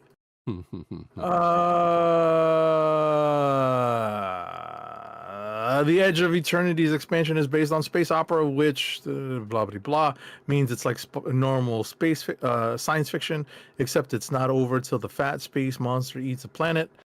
Yada yada yada yada. Edge of Eternities does have a fat space monster that eats a planet. Okay. Wow. Magic's gone. Yeah. Edge of Eternities will be available digitally in Arena on July 29th and in paper form from August 1st. This is never not funny to me. But yeah, you can see the card there, right there. I am looking forward to seeing if anybody finds any use for it. Shout out to Matt Wang 97, just because. Has nothing to do with that card, but just saying. No, absolutely. Listen, absolutely shout out Matt Wang 97. We'll be talking more with him and about him over the coming weeks. Apparently Kev Walker did the art for this card, and I'm believing it is the same artist that you would know from comic books. Because there are some crossovers in there, because I know some comic book artists have done art for Magic. I wouldn't be surprised. Next up though, Friday though. So we're getting, if you should know where we're going to with these next half a dozen stories. Friday the 13th, the game is making a San Diego Comic-Con appearance. Months after the game's shut down. So yeah, apparently there's going to be a panel at San Diego called the Jason Universe panel. That was just recently announced, and it will be looking at all things Friday the 13th, showing off all Horror Inc.'s plans for the future of Jason. I believe there's also going to be that NECA, will be unveiling a new 7.6-inch Ultimate Savini action figure at their booth. And this will actually be the first collectible based on 2017's Friday the 13th, the game. Which was a thing, but not more longer a thing. So yeah, there you go. Next up, many players in the Star Wars universe have made the trek out to Hall H at San Diego Comic-Con. George Lucas has not been one of them until now. Lucas 81 will be the featured guest for the sneak peek of the Lucas Museum of Narrative Art panel taking place on July 27th. That's Sunday, the last day of Comic-Con, of San Diego Comic-Con. The event will also include Oscar-winning director Guillermo del Toro and Oscar-winning artist Doug Chiang. Queen Latifah will moderate. The panel taking place on July 27th will discuss the power of illustrated stories and the role of narrative art in society. I did not see that part. Neither one of those actually on my bingo card for this event. But there you go. Go figure. Next up, though, Dark Horse announces the San Diego Comic-Con 2025 autograph signing schedule. So yeah, there you go. That's that stuff. There's some Avatar stuff, ElfQuest. I don't know, a whole bunch of stuff. Minor Threats. I know Von Gloom was into that. But yeah, you got this schedule for the whole weekend. Star Wars Hyperspace Stories and High Republic Adventures. So yeah, all of that stuff. Ghostbusters, all of that. Schedules for everything for the whole weekend for Dark Horse. Next up. Marvel announces panels, booths, and more for San Diego Comic-Con 2025. Cool. Lots of stuff going on Thursday, Friday, Saturday, and Sunday. Yes, indeed. Actually, they don't have anything posted here for Sunday. They just have everything through Saturday. Yeah.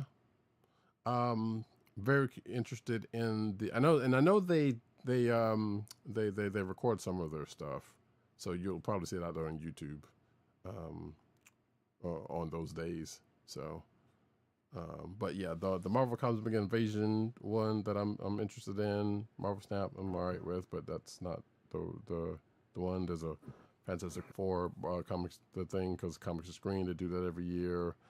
I was hoping there was going to be something about the Fighting Souls. I don't see it on here though. There is going to be something about the Ultimate Universe, so I'm sure that we're going to get a little bit more about that event that we talked about earlier in the show. And of course the next big thing panel, which is always a thing. So yeah. Next up though, DC reveals their schedule, and as Agent 70 said, hey, you know what? It's a lot for those 3 days. Thursday, Friday, and Saturday. Right, because a lot of people, travel, leave, San Diego on Sunday. So there's going to be some merch there, which is, and also more than what was rumored to be the case going into the show. Like, we knew Peacemaker was going to be there, but it was made to sound like they weren't going to have much more than that. And according to this, it sounds like might be a little bit more. So, including, DC World Collide RPG demo. So yeah, that DC World Collide game is out, and they're going to be doing something on that. Of course, there's going to be some. The Joker is Wild, which I'm pretty sure it's going to be like Joker's Wild, the old the old game show, which that's kind of funny. And of course some crypto stuff. But anyway, yeah, some stuff's going on. You can check that out in the show notes. But next up, you can look at, if you log in, you can look at a schedule for San Diego Comic-Con here at for Friday. I think that's what I clicked on. Or did I skip one? Technically you skipped one, but also technically I don't know where I put that one to where it's not showing up in the lineup. So don't worry about it. You're good. Okay. Yeah. Oh, yeah. Oh, the Hasbro Transformers panel. All right. It looks like I can open that one. So yeah, the Comic-Con programming schedule posted Transformers panels. Let's see here. Yeah, this is a mix of more panels, including a Hasbro Transformers panel. What day is this? Friday. Yeah, Friday 5 to 6. Mm-hmm. And these next three, which we can go ahead and do all in one fell swoop. So yeah, there's so thanks to, I guess, the San Diego Union Tribute, there's a Friday schedule and a Saturday schedule. It might have been a Thursday and a Sunday one, but I did not see one out there. But you can definitely, as Agent Saturday was saying, you can go to Sked, or you can go to the Comic-Con, comiccon.org site and sign in, as Agent 70 said, and look at the schedule. Well, you can see the schedule here, but you can sign in and kind of make out your own schedule for this stuff. Mm-hmm. And apparently, where was that one that I saw? It might have been the last. Oh, actually, I had it in the last thing. But there's also from the Comic-Con site, you can go download their Comic-Con official Comic-Con app, and I guess they got these Tucon tips that's going on, so you can, get a hand's eye view of the schedule, and I guess filter out like you want to. So if you're going to San Diego, that might be a handy thing for you to have on you, in all of this. So yeah, but like I said, you can check out these the schedules that is on the San Diego Tribune site as well for this stuff. And that, folks, is it for the news section. Before we get into an ad read, and I feel like you already know what we're about to talk about after that either way. But before we get into that stuff, let me just do a really quick thing that I forgot to do last week. And I can't drop my background. But, hey, show and tell, folks, really quick. I got a copy of Shang-Chi, from Amazon Prime sale because I took advantage of that. And that's pretty much where all of this stuff is coming from. But, yeah, Indiana Jones and the Dial of Destiny for some stupid reason. Seriously? Hey, I had got to catch them all. I got all the rest of them. That's funny. Spy Family Code White. Nice. 70 has seen some of this last week, but I didn't get a chance to show it off. Sinners, that had nothing to do with the Prime sale, but X-Men the anime, I'm going to actually try to find the rest of them because there was an Iron Man, Wolverine, and what was the other one? I think there might have been, I can't remember. There was like at least 2 or 3 other. Oh, Blade was the other one. X-Men anime that used to be on Netflix and now they are not. And so I'm going to try to find those before they disappear off of Amazon. The Popeye movie, which, yes, Popeye, starring Robin Williams. Folks, there you go. I am what I am, what I am, what I am. All of that. Oh, exactly. That is a weird ass movie, but I genuinely love it. The Hobbit, Battle of the Five Armies. I didn't have a copy of that one because that's the only one I didn't have. And as I told Agent 70, I hadn't watched any of those Hobbit movies yet, so there's that. Captain America: Brave New World also. Just went ahead and completed my copy of that. Also, okay, that's interesting. That's good. So yeah, that's it. There was a few more, but none. I also got a copy of Tenet and Bad Boys Ride or Die, which that's while comical in their own senses, not related. But now that I got that out of the way, we're gonna get to one last ad read before we end this out with coming events. Keep our podcast free by shopping at Amazon. Visit cspn.us, then click the Keep Our Podcast Free link at the top of the page. From there, scroll down and click on the Amazon link to shop. Purchase items from Amazon as you normally would, whether it's books, music, electronics, jewelry, apparel, or Marvel Legends. For every purchase made on Amazon through our link, Amazon sends the CSPN a payment that helps us keep the Comic Book Chronicles podcast free for our listeners at no extra cost to you. Amazon.com through CSPN.us. Do it today. All right, folks. Now, before we get out of here, we gotta let y'all know what's going on. If those last slate of articles didn't tell you anything, San Diego Comic-Con is coming up, which is the beginning of what we touched on earlier in the show. So, Agent 70, take it away. Yeah. So. Oh, there's a rebound for you. For the first time ever, Agent _70 will be assigned to Comic-Con International to go see what's going on in San Diego, and it'll be a lot of fun. We'll get to see, things from the San Diego perspective, the con goers. And, obviously I'll be actively comparing it to New York Comic Con every single step of the way.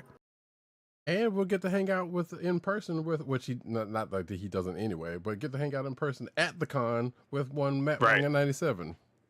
Sure. Listen, he'll be my guide for much of my experience, but I will be wandering the streets of San Diego and the halls of San Diego Comic-Con to check things out. I just got my itinerary of things today. It's going to be very interesting to be mildly bawling, not completely bawling, but mildly bawling while I'm out in San Diego. But it'll be a good experience. And we'll be sure to recap it when we get back. Not immediately when we get back, because I think that there's going to be a little bit of a delay in our recording because I've got something going on the first Thursday we get back. The first Thursday after Comic-Con will be a little bit tough to record on too, but hopefully soon, either before or soon after, depending on our schedule. It's going to be a little interesting in terms of our scheduling, but stick with us, folks. Stick with our announcements and make sure to see what we announce on our socials. Right, and just because Agent 7 won't be here, there will still be shows. Like we of course, depending on how things work out. Like there will definitely be a show next week. So don't worry about that.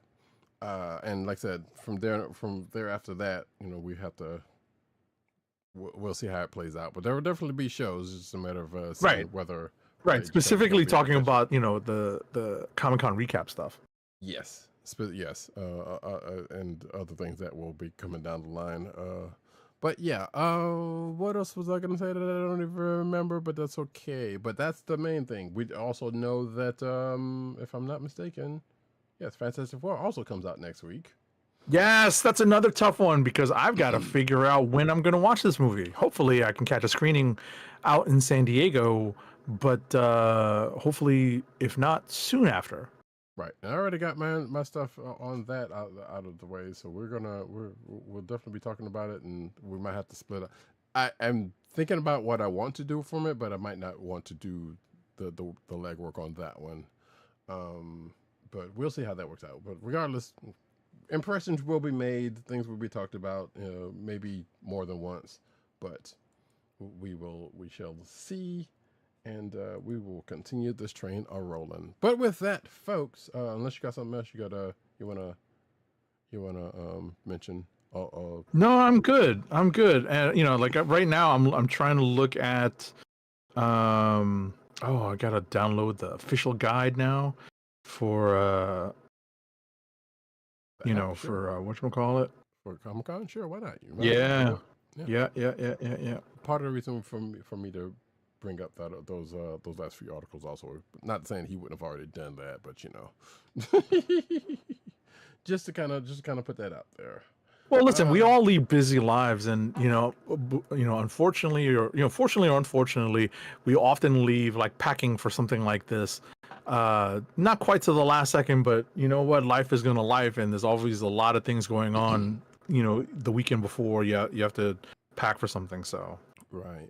Apparently, on the 23rd, there's going to be a Dungeons and Dragons 5th Edition Adventurers League panel.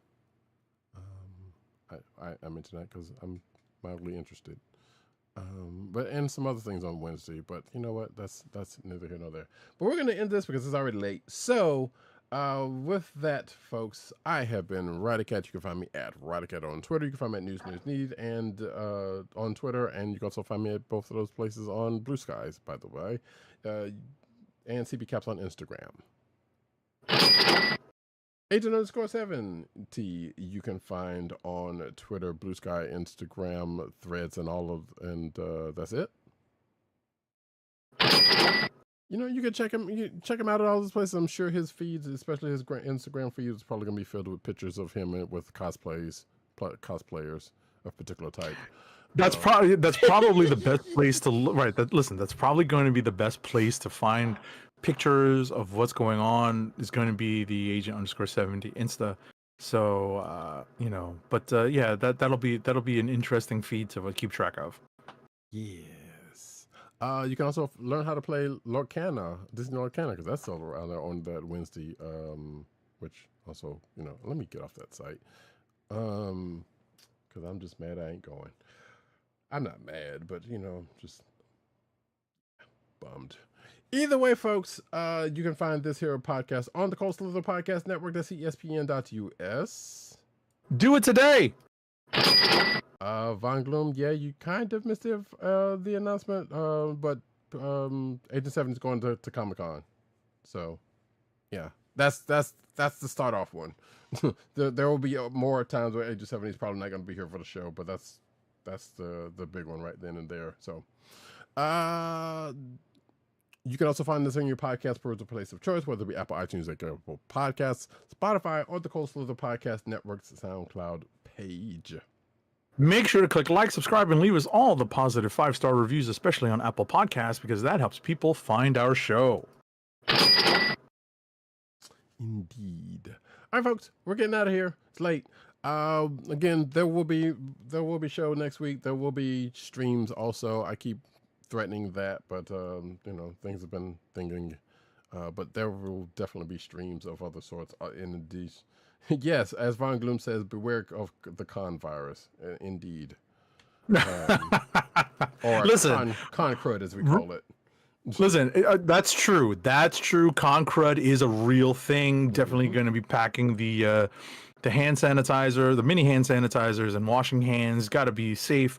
What I was going to mention when you said that is Roddykat and I in our pre-production meeting were looking. Well, I was talking to Roddykat about the weather forecast for the week of Comic-Con, and it's ridiculously nice. It's so unfair at how nice the weather in San Diego, Southern California is. They say it never rains in Southern California, which is patently not true, but hey, for the most of the time, it's kind of true, and it seems to be for this upcoming week. Unbelievable. Unbelievable. Not even that hot. Right. You can't say the same thing about New York City. No, it's definitely going to be Florida weather over there. Or what is usually Florida weather, I guess I should say.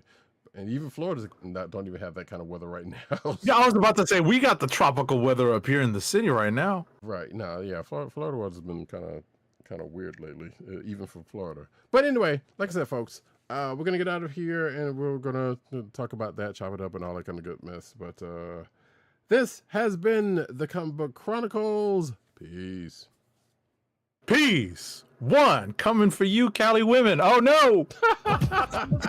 Peace up to Brooklyn.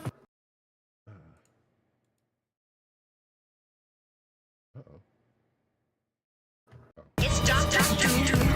What's on your evil mind? Hold your insulting tongue and mark my words well. How about this rumor that you are really hired, Mr. Stark?